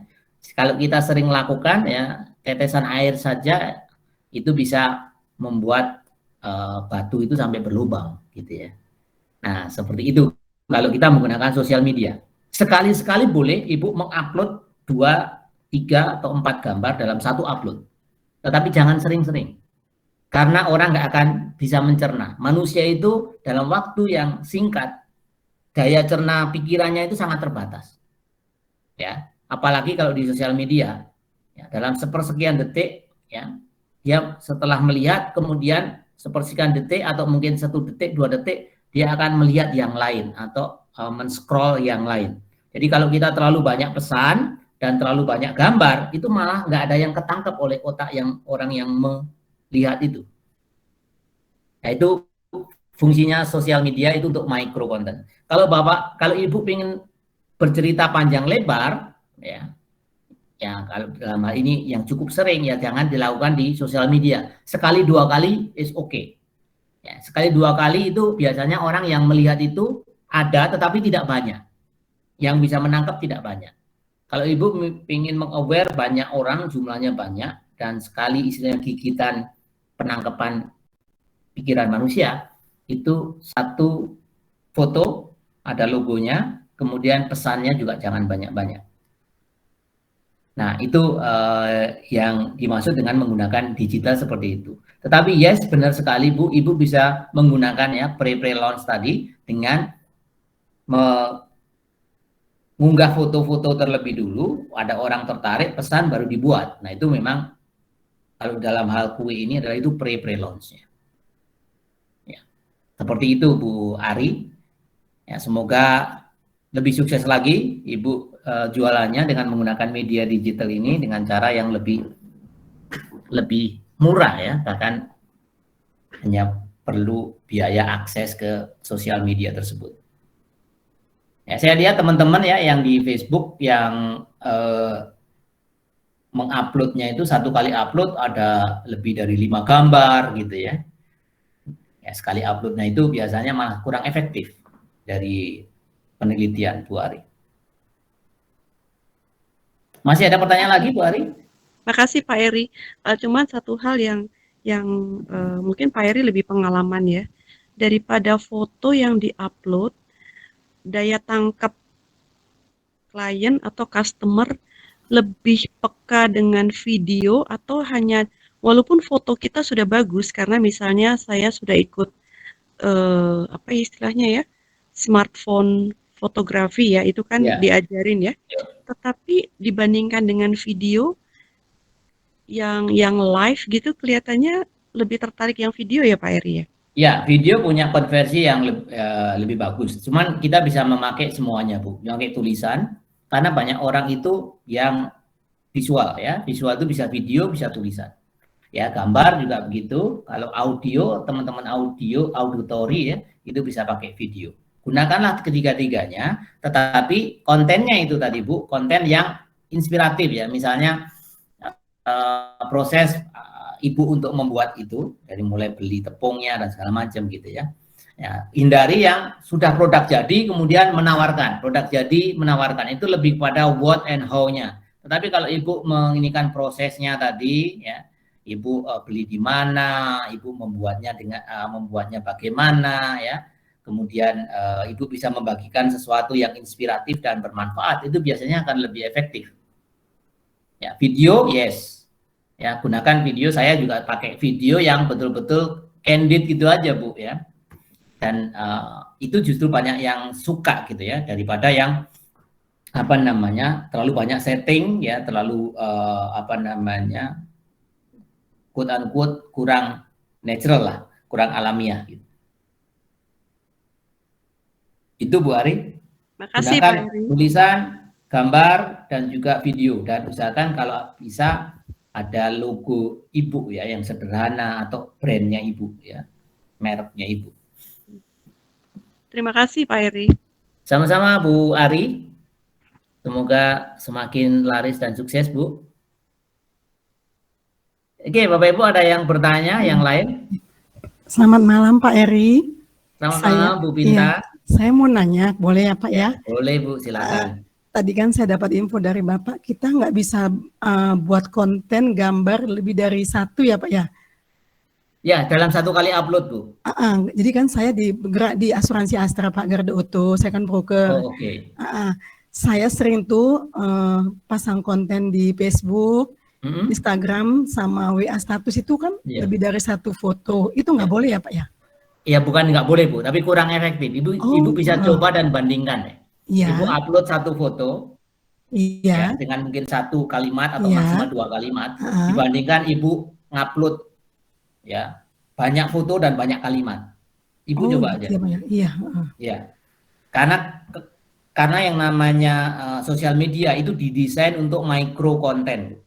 Micro konten itu adalah untuk konsumsi orang-orang yang tidak punya waktu yang banyak. Biasanya untuk beberapa detik kemudian dia sudah men-scroll ke yang lain, melihat yang lain. Ya, gitu ya.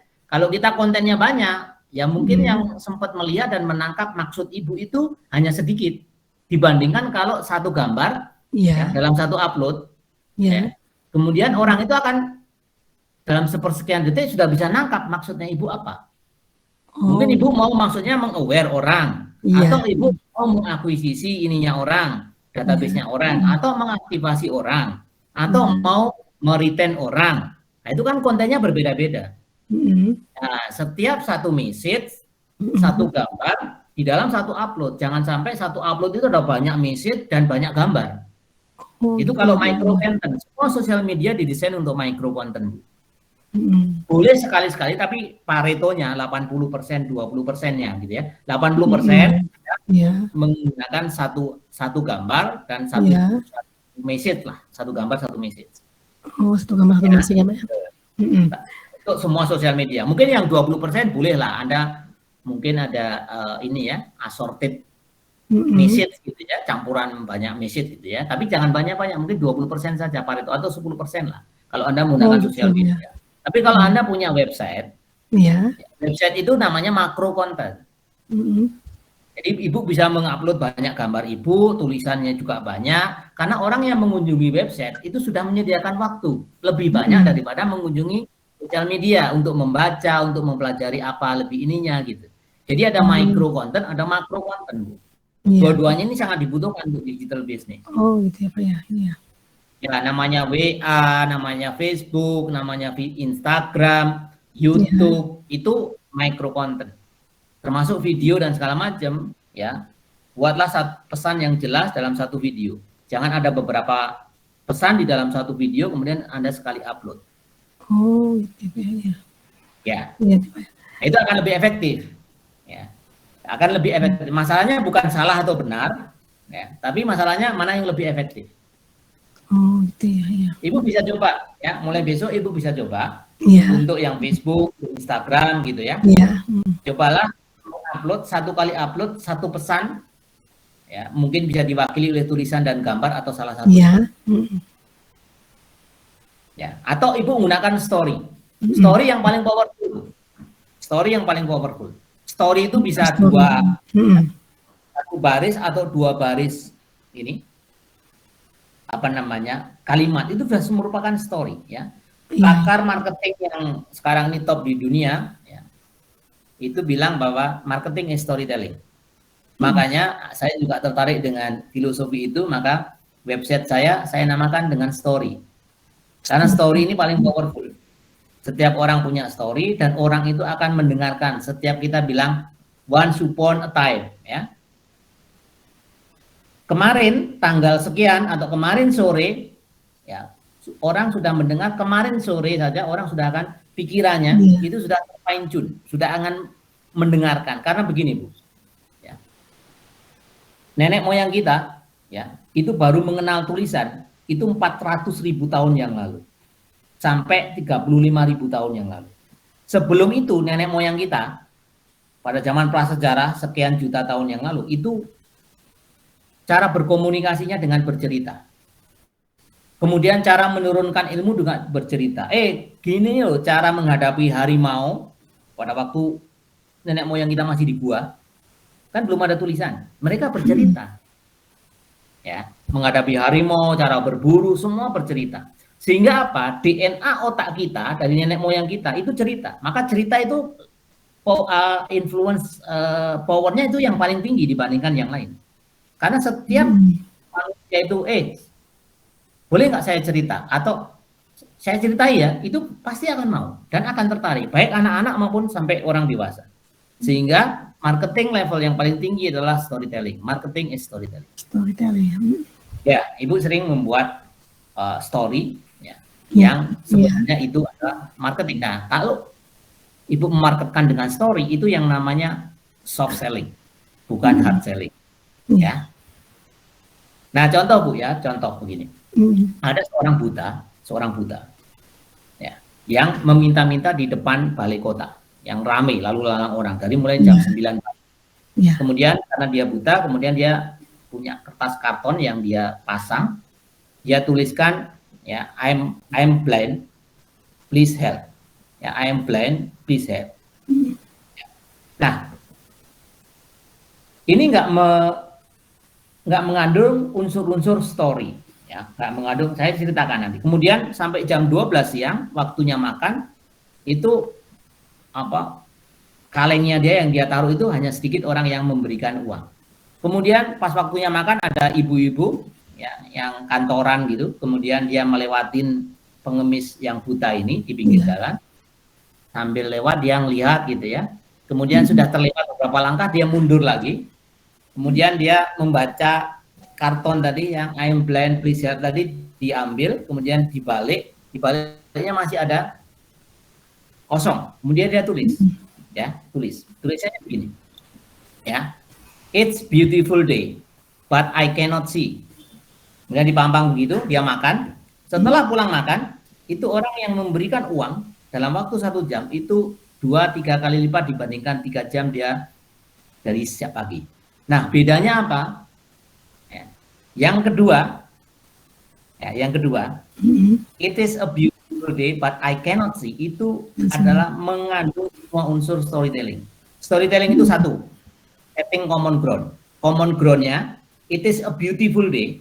Semua orang yang melihat tahu bahwa benar ini beautiful day karena nggak ada hujan, nggak ada ini. Karena nggak ada hujan, dia bisa ada di depan balai kota yang nggak ada atapnya.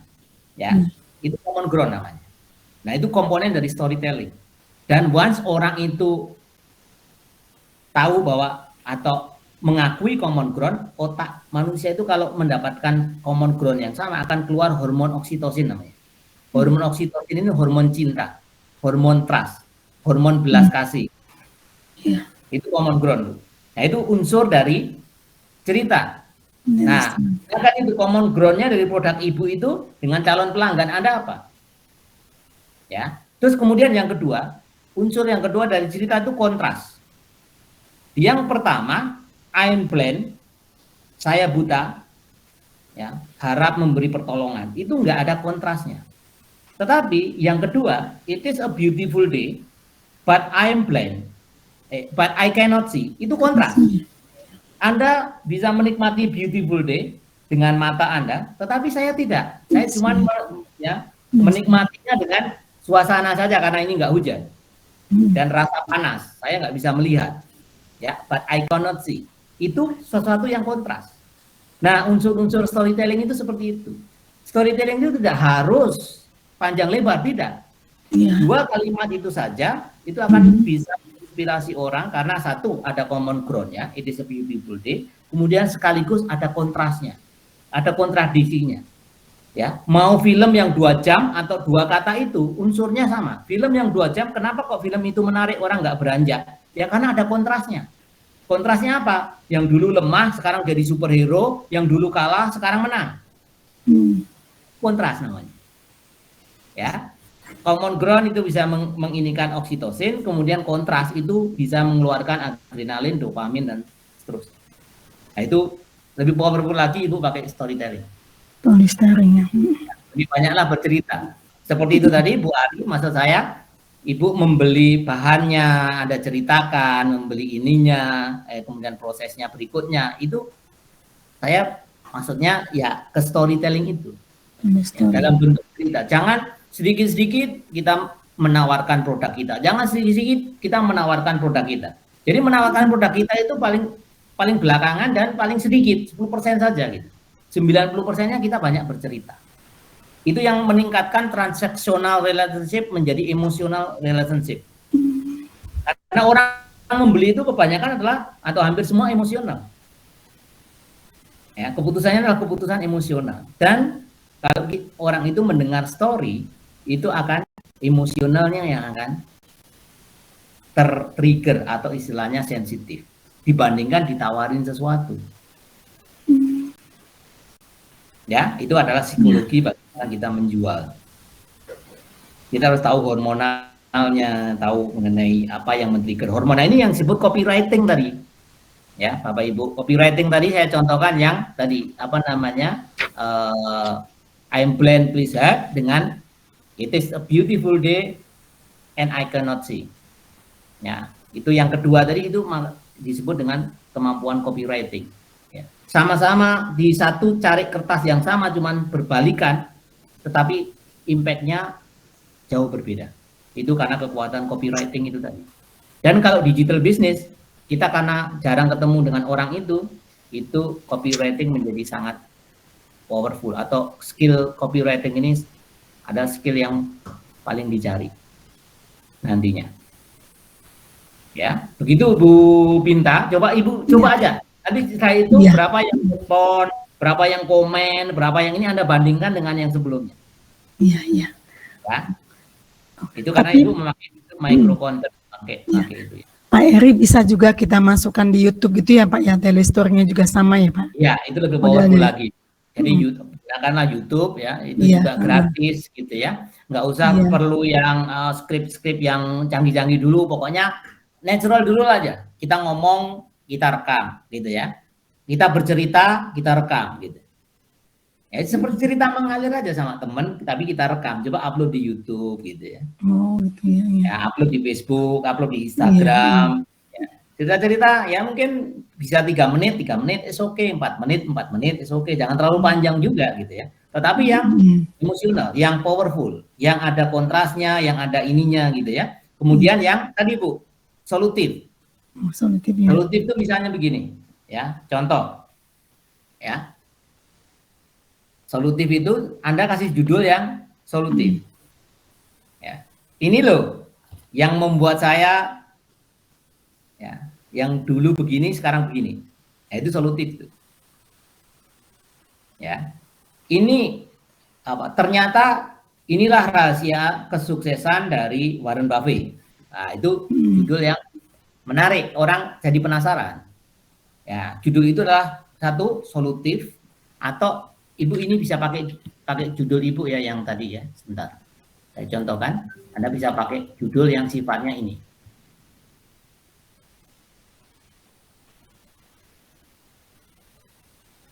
Mana tadi ya? Sorry. Nah, judulnya Anda bisa pakai yang ini. Ya. Problem solver atau solutif, obstacle overcome. Ya. Bagaimana cara saya terlepas dari utang atau terpuruk dari utang? Nah, itu namanya obstacle overcome. Inilah yang saya lakukan sampai saya bisa. Nah, itu problem solver. Ya, itu judul-judul yang menarik yang Anda bisa pakai di YouTube. Ya, atau zero to hero. Ya, dulu saya stres berkepanjangan, sakit-sakitan, masuk angin setiap hari, tapi sekarang saya fresh dan sehat. Anda bisa foto diri Anda yang fresh. Nah, itu orang akan penasaran, apa ya yang dia lakukan. Nah, itu Bu, itu judul ya. Judul itu sangat penting, baik artikel atau di Facebook, Facebook status maupun di thumbnailnya YouTube ya. Nah, ini bagian dari copywriting. Judul yang transformatif, judul yang solutif, judul yang dari zero ke hero. Nah, itu orang langsung tertarik dalam sekali lihat sekilas gitu ya. Itu Bu Binta. Iya. Terima kasih Pak Eri ada untuk pertanyaan lagi Bapak Ibu atau Bu Binta masih ada? Cukup Pak, makasih banyak Pak.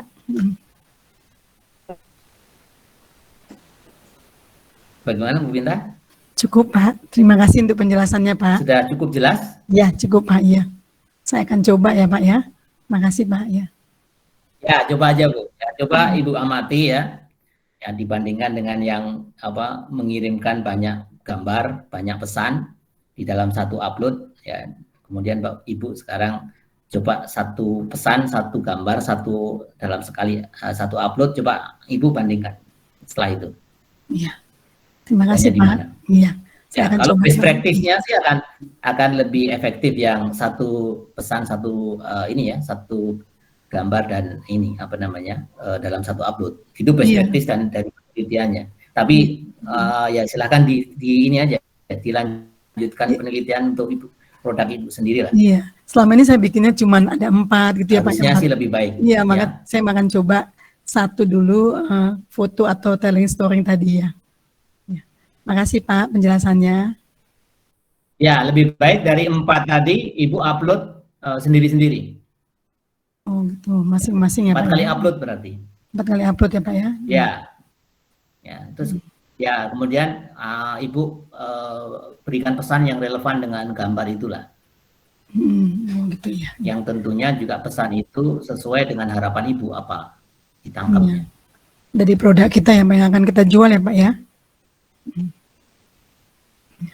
Terima kasih Pak Eri. Iya, Ibu maksudnya apa? Ya, sama-sama Bu Binta. Iya, makasih Pak. Semoga lebih sukses lagi. Sama-sama. Ya, Kalau Ibu masih ada yang bertanya? Halo Pak Eri. Sama-sama. Halo Pak Eri. Pak Arif. Yes Pak Arif. Saya nanya Pak Eri. Untuk gimana caranya menentukan jarak waktu ya antara pre-launch dengan launching? Misalnya gini lah, case-nya itu produknya itu pelatihan bisa digital, bisa online ya. Jadi jarak jarak idealnya berapa lama biar nggak terlalu lama juga tapi tidak terlalu dekat. Kemudian mengukur keberhasilan pre-launch-nya seperti apa gitu, Pak? Ya, jadi terima kasih Pak Arif ya. Biasanya kalau dari pre-launch menjadi pre-launch itu cukup panjang, is okay. Tapi dari pre-launch menjadi ke launching itu yang tidak terlalu panjang. Seperti saya contohkan tadi dari idea naturalnya, yaitu dari peluncuran film. Film Mulan itu pre-launch-nya 2018. Ya, 2018. Kemudian pre-launch-nya itu pertengahan 2020. Ya, berarti berapa itu? 2018 sama pertengahan 2020 dua setengah tahun malah ya. Gitu. Ya. Kemudian dari 2020 itu 2021 sebenarnya bulan Mei kalau nggak salah itu launchingnya. Hanya beberapa bulan ya. Nah, ininya seperti itu. Jadi dari pre-launch kita ngumpulin dulu. Ngumpulin lebih banyak lagi. Mungkin dari antara pre-launch dengan pre-launch itu ada aktivitas pre-launch yang sekuensial supaya orang semakin menumpuk penasaran dan menumpuk lebih banyak orang. Jadi orang akan bercerita, ini contoh saya, ini pre-launch saya ya. Kemudian dari pre-launch saya ini pasti banyak, mungkin dari Bapak Ibu akan sedikit banyak menceritakan ke teman-teman Bapak Ibu. Ya, menceritakan. Bapak Ibu yang mendaftar ini adalah 44, tetapi yang datang tidak banyak. It's okay. Saya itu selalu kalau misalnya berapapun saya akan berikan ininya ya, materinya gitu ya. Dan Bapak Ibu juga kalau meminta materi ini secara materinya soft copy-nya itu biasanya selalu saya berikan. Karena saya tidak terlalu takut dengan persaingan karena saya percaya why saya itu jelas ya, karena orang akhirnya akan bisa menyaingi itu karena how dan what-nya, tapi tidak akan pernah bisa menyaingi why-nya. Nah seperti itu Pak. Jadi untuk pre-launch Anda bisa lihat ya, apakah untuk maju ke pre-launch itu sudah cukup ya. Baik Bu Pinta nanti di sharing sama tim saya ya, nanti bisa saya minta tim saya untuk men-sharingkan ini semua ya. Apakah dari pre-launch ke pre-launch itu sudah cukup yang Anda harapkan tadi ya? Kalau untuk training biasanya dari pre-launch ke pre-launch itu bisa saja Anda 3 bulan atau 6 bulan ya. Setelah itu untuk dari pre-launch menjadi launching Anda bisa mungkin 1 bulan atau bahkan setengah bulan. Ya, nah sekali lagi Bapak Ibu, kalau kita punya produk bagus, kemudian kita sharingkan, ada 1-2 orang yang tahu bahwa kita sharingkan dan produk kita bagus dan berbeda, kita kuat di why-nya, itu pasti akan bergulir, akan bisa menjual dirinya sendiri. Kalau dalam hal training, saya tidak pernah mengiklankan, dan saya tidak pernah menyuruh setiap peserta atau HRD di perusahaan tertentu untuk merekomendasikan saya, dan itu bergulir dengan dirinya dengan sendiri terus. Misalnya saya mengisi training dari training provider A gitu ya. Nah kemudian tandanya apa? Kalau produk saya itu bagus ya, tandanya adalah dari peserta itu menanyakan kontak saya, dan setiap kelas itu seperti itu ya, menanyakan kontak saya. Nah setelah itu dia menawarkan training ya yang direct. Biasanya saya nggak mau, Bu, karena saya dibawa oleh company ini, silakan Anda melewati company itu. Kalau company itu sudah menyerah, angkat tangan, nggak punya modulnya, boleh. Nah, saya pernah begitu. Tapi kalau enggak, ya kalau mereka itu sudah angkat tangan, maksudnya nggak punya modulnya, ya boleh. Nanti saya akan mau untuk kasih training berikutnya di tempat Bapak Ibu gitu ya. Yang publik pun juga begitu ya, yang publik nah itu akhirnya bergulir, dan sekarang pada satu tahapan di mana saya hampir setiap hari itu ada new customer, kadang 1, kadang 2 gitu ya. Barusan tadi saya ngajar setengah hari, kemudian jam 2 sampai jam 4 ada yang ingin ketemu, minta modul training, modul ini, modul itu, dan saya nggak ngiklan, nggak apa, dia biasanya dapat tahu dari temennya, dapat tahu dari ininya gitu ya. Nah, dari mungkin peserta yang pernah masuk ke tempat training saya. Nah, ini yang saya akhirnya mengalami suatu best practice yang bilang bahwa great product can sell themselves. Jadi marketingnya jadinya lebih murah, lebih efisien. Ya. Seperti itu, Pak Arif. Tadi apa yang belum saya jawab ya, Pak ya, mengenai waktunya. Terus mungkin cara measure-nya, Pak. Jadi dari pre-launch sama pre-launch itu mengukur bahwa oke, ini cukup berhasil, ini kurang berhasil. Itu biasanya pakai cara seperti apa?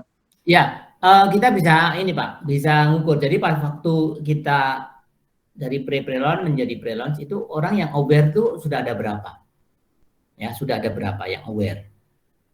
Ya, yang aware. Kemudian setelah itu kita punya database berapa dari situ? Nah, saya bilang tadi dari aktivitas pre-launch saya ini saya kumpulin 44 database berarti. Ya, 44 database. Yang sebelumnya saya ada satu seminar yang sebelumnya kira-kira berapa bulan yang lalu ya? Sebulan yang lalu lah. Nah, sekarang tinggal Bapak nanya, apakah cukup segitu? Kalau saya belum cukup, berarti saya akan mengadakan pre-launch lagi.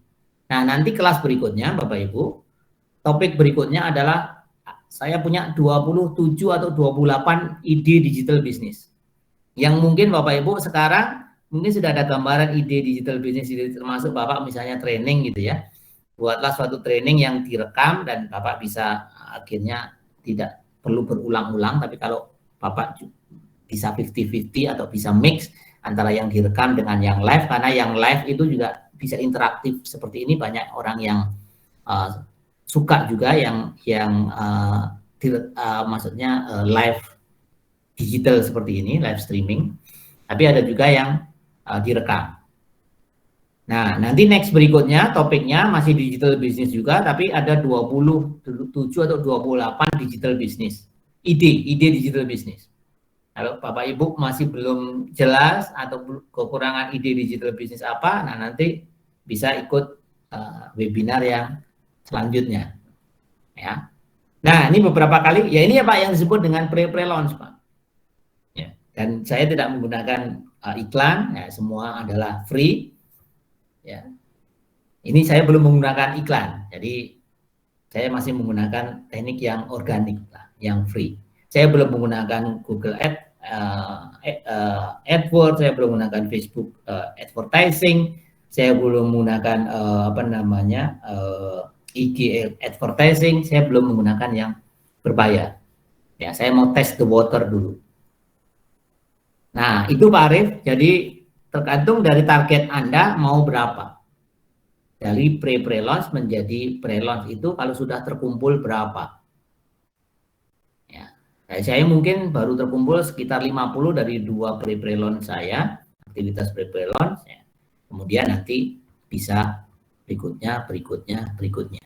Gitu. Siap Pak Arif, makasih banyak. Oke, sama-sama Pak Arif. Semoga semakin sukses. Amin, makasih. Sama-sama Pak Arif. Bapak Ibu, ada yang bertanya lagi? Masih ada yang bertanya? Jadi kira-kira apa yang Bapak Ibu punya pengalaman, baik pengalaman hidup, pengalaman karir, kesuksesan di karir, nah itu bisa saja kita menetes di digital, melalui digital. Ya. Karena banyak orang membutuhkan solusi di luar sana. Ya. Oke.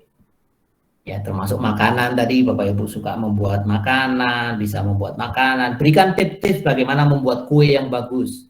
Berikan tips-tips bagaimana memilih misalnya gandum yang bagus, bagaimana memilih telur yang bagus. Nah, upload satu one by one ya. Gitu. Terus akhirnya jadinya apa? Nah, itu Bu Ari stepnya.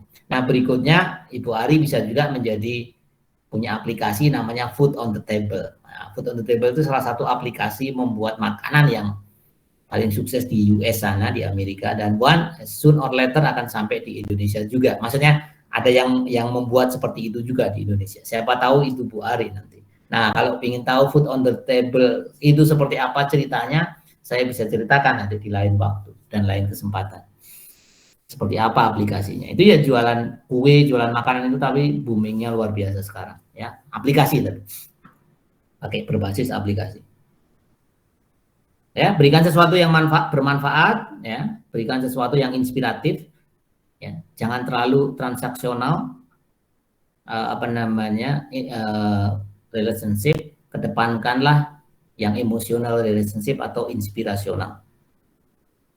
Ya, banyak giving gitu ya. Dulu nanti kita gettingnya akan otomatis bisa bisa jalan lah mendapatkan. Ya, banyaklah giving dulu. Oke, Bapak Ibu, masih ada pertanyaan? Pak Eri, ya, Meti, ya. Nggak bertanya sih Pak, cuma saya banyak sekali yang saya dapat malam ini begitu ya, tanpa sadar ternyata ada beberapa yang sudah pernah saya lakukan, walaupun dalam skop yang sangat kecil ya. Kan saya menjual kue, biasanya kan jualnya di rumah begitu ya, di garasi gitu dengan Gojek. Tapi dengan keadaan seperti sekarang kan saya tidak bisa lagi seperti itu, jadi tutup gitu ya. Tapi saya open PO di lingkungan RW. Jadi saya punya database nih. Jadi sekarang saya udah punya gaya nih. Udah ada namanya, ada database gitu ya. Dari teman-teman di RW gitu. Nah, jadi saya seperti Bu Ari, saya open PO gitu. Nah, pernah sekali waktu saya mau menjual kue saya, kue lumpur, tapi bukan lumpur seperti yang biasa saya bilang. Saya bilang kue lumpur saya ini dari susu. Saya bilang saya akan buat kue lumpur tanggal sekian, open PO tanggal sekian, tapi bukan pakai santan gitu.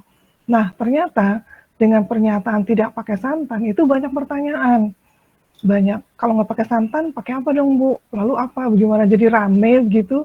Dan banyak pesanan gitu. Jadi ternyata ya seperti apa yang Bapak ajarkan malam ini, bahwa ya kita harus punya database dulu, dan saya senang sementara untuk yang skop kecil itu pakai WA ya, WA group dari RW begitu. Nah lalu saya mau mancing mereka, kemudian banyak pertanyaan dan banyak pesanan gitu. Yeah. Jadi itu pengalaman kecil ya. Untuk yang besar, yang lebih luas, kadang-kadang saya kesulitannya di packaging untuk pengiriman gitu, untuk makanan ya Pak. Mungkin itu permasalahan itu nanti bisa carikan solusinya. Tapi dari cerita Ibu tadi ya, menginspirasi kita juga ya. Database itu perlu satu. Yang kedua, cerita saja. Ya, itu kan Ibu bercerita, saya mau buat kue loh, tapi saya nggak mau kue saya ini.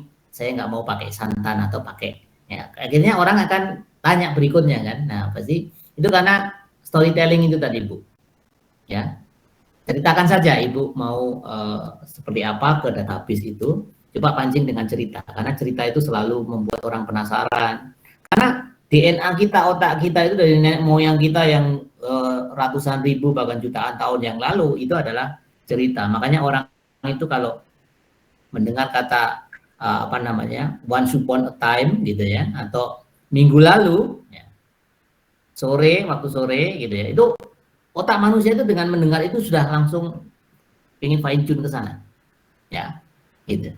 Dahulu pada waktu saya menjadi employee, nah itu sudah merupakan awalan dari suatu cerita ya. Nah ini teknik marketing yang paling powerful yet paling murah gitu.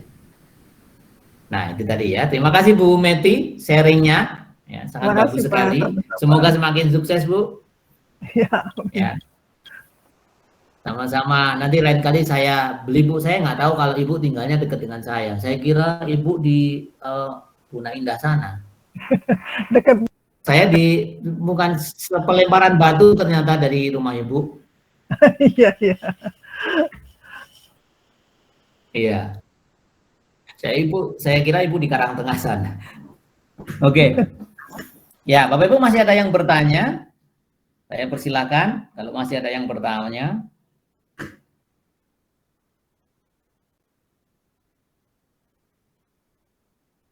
atau mau sharing? Ada feedback Bapak Ibu tentang webinar kita malam ini? Apakah ada apa hal yang menarik yang Anda dapat malam ini?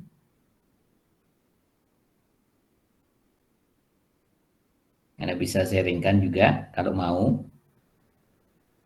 Tapi kalau sudah nggak ada, Saya Pak. ya saya mengucap. Oh ya, silakan Bu Ari. Jadi memang jujur memang selama masa pandemi dan PPKM ini tuh kita ini tuh memang dalam kondisi yang sebetulnya sulit. Jadi jualan juga sulit, beli juga sulit karena daya beli juga mungkin menurun gitu ya. Terus sementara juga beberapa kondisi juga di kantor juga mungkin ada yang dikurangin gajinya, dan kondisi-kondisi seperti ini tuh memang membuat kita itu jadi lebih kreatif. Dan saya kalau dengar penjelasan Pak Eri itu kayak ibaratnya susah kayak seperti kayak baterai yang habis itu kayak di charge kembali gitu. Jadi kayaknya di dihidupkan kembali. Oh iya ya, oh iya ya. Ada sesuatu yang pasti baru dan membuat untuk saya pribadi sih lebih bersemangat lagi gitu Pak Eri. Jadi memang kalau Pak Eri yang membawakan itu memang buat saya tuh sesuatu yang memang oh iya ya emang harus begini lagi, harus mulai lagi, dan saya memang kondisi saya memang dalam kondisi yang selama 2 bulan ini benar-benar down karena saya juga kehilangan suami karena COVID. Jadi apa namanya, hari-hari ke depan ini benar-benar buat saya tuh harus sesuatu yang memang saya harus mulai lagi dengan semangat baru, dan terima kasih karena saya juga diberi tips-tips yang membuat saya tuh jadi lebih bersemangat lagi gitu Pak Eri. Jadi terima kasih untuk malam yang luar biasa ini. Sehat terus untuk Pak Eri dan untuk kita semua. Tuhan memberkati. Amin. Terima kasih Bu Ari turut berduka ya Bu ya. Semoga diberi kekuatan dan kesabaran. Ya kalau dulu ya saya mendapatkan nasihat dari leluhur itu, kalau kita itu dalam kesulitan itu seperti kalau kita itu ada di air. Kalau kita di air atau dalam kesulitan, kalau kita diam, ya orang itu kalau di air kemudian diam itu biasanya tenggelam. Ya, maka kita harus tetap bergerak ya, bergerak. Kalau orang Jawa bilang enggak ya, kalau orang enggak itu biasanya masih bisa bertahan lah ya. Paling tidak sebatas hidung ke atas itu masih di atas air, itu namanya keep moving gitu ya. Nah, sama dengan apa namanya yang ini tadi ya keep moving, keep action Bapak Ibu, take action ya. Jangan berhenti ya, keep moving supaya kita masih terjaga, hidung kita tidak kelelep banyu walaupun sama-sama kita di air. Yang diam saja itu biasanya akan tenggelam, tapi yang keep moving walaupun cuman moving kecil tapi akhirnya bisa selamat sampai air nanti surut kembali. Ya, Ibu ya harus tetap semangat, tetap termotivasi, selalu punya harapan ya Bapak Ibu. Ya, ada penelitian yang bahwa harapan itu bisa meningkatkan motivasi yang sangat-sangat luar biasa ya. Nanti ada ceritanya, penelitiannya. Nah, kita harus memiliki harapan ke depan yang lebih baik supaya kita terus bisa keep moving. Oke, terima kasih sharingnya Bu Ari. Kita belajar banyak juga dari Bu Ari, dari Bu Meti, dari Bu Pinta, ya, dari Pak Muhammad Arif, gitu ya. Terima kasih. Oke, Bapak Ibu masih ada pertanyaan atau mau sharing, mau apa yang dipelajari malam ini yang menarik? Belum kita tutup? Oke, kalau tidak ada Bapak Ibu, kami mengucapkan banyak terima kasih. Mohon maaf kalau ada kesalahan ya. Saya mendoakan Bapak Ibu semua semakin sehat, semakin sukses, ya, semakin bahagia. Selamat malam, sampai ketemu kembali di lain waktu. Sukses Bapak Ibu dan keep sehat selalu. Ya, terima kasih juga Pak Brin. Terima kasih Terima semuanya. kasih. Terima kasih Pak Heri untuk Terima kasih banyak Pak Heri, sukses. Terima kasih Pak Arif, terima kasih Pak. Terima kasih. Sampai ketemu. Sehat, sukses selalu Bapak Ibu.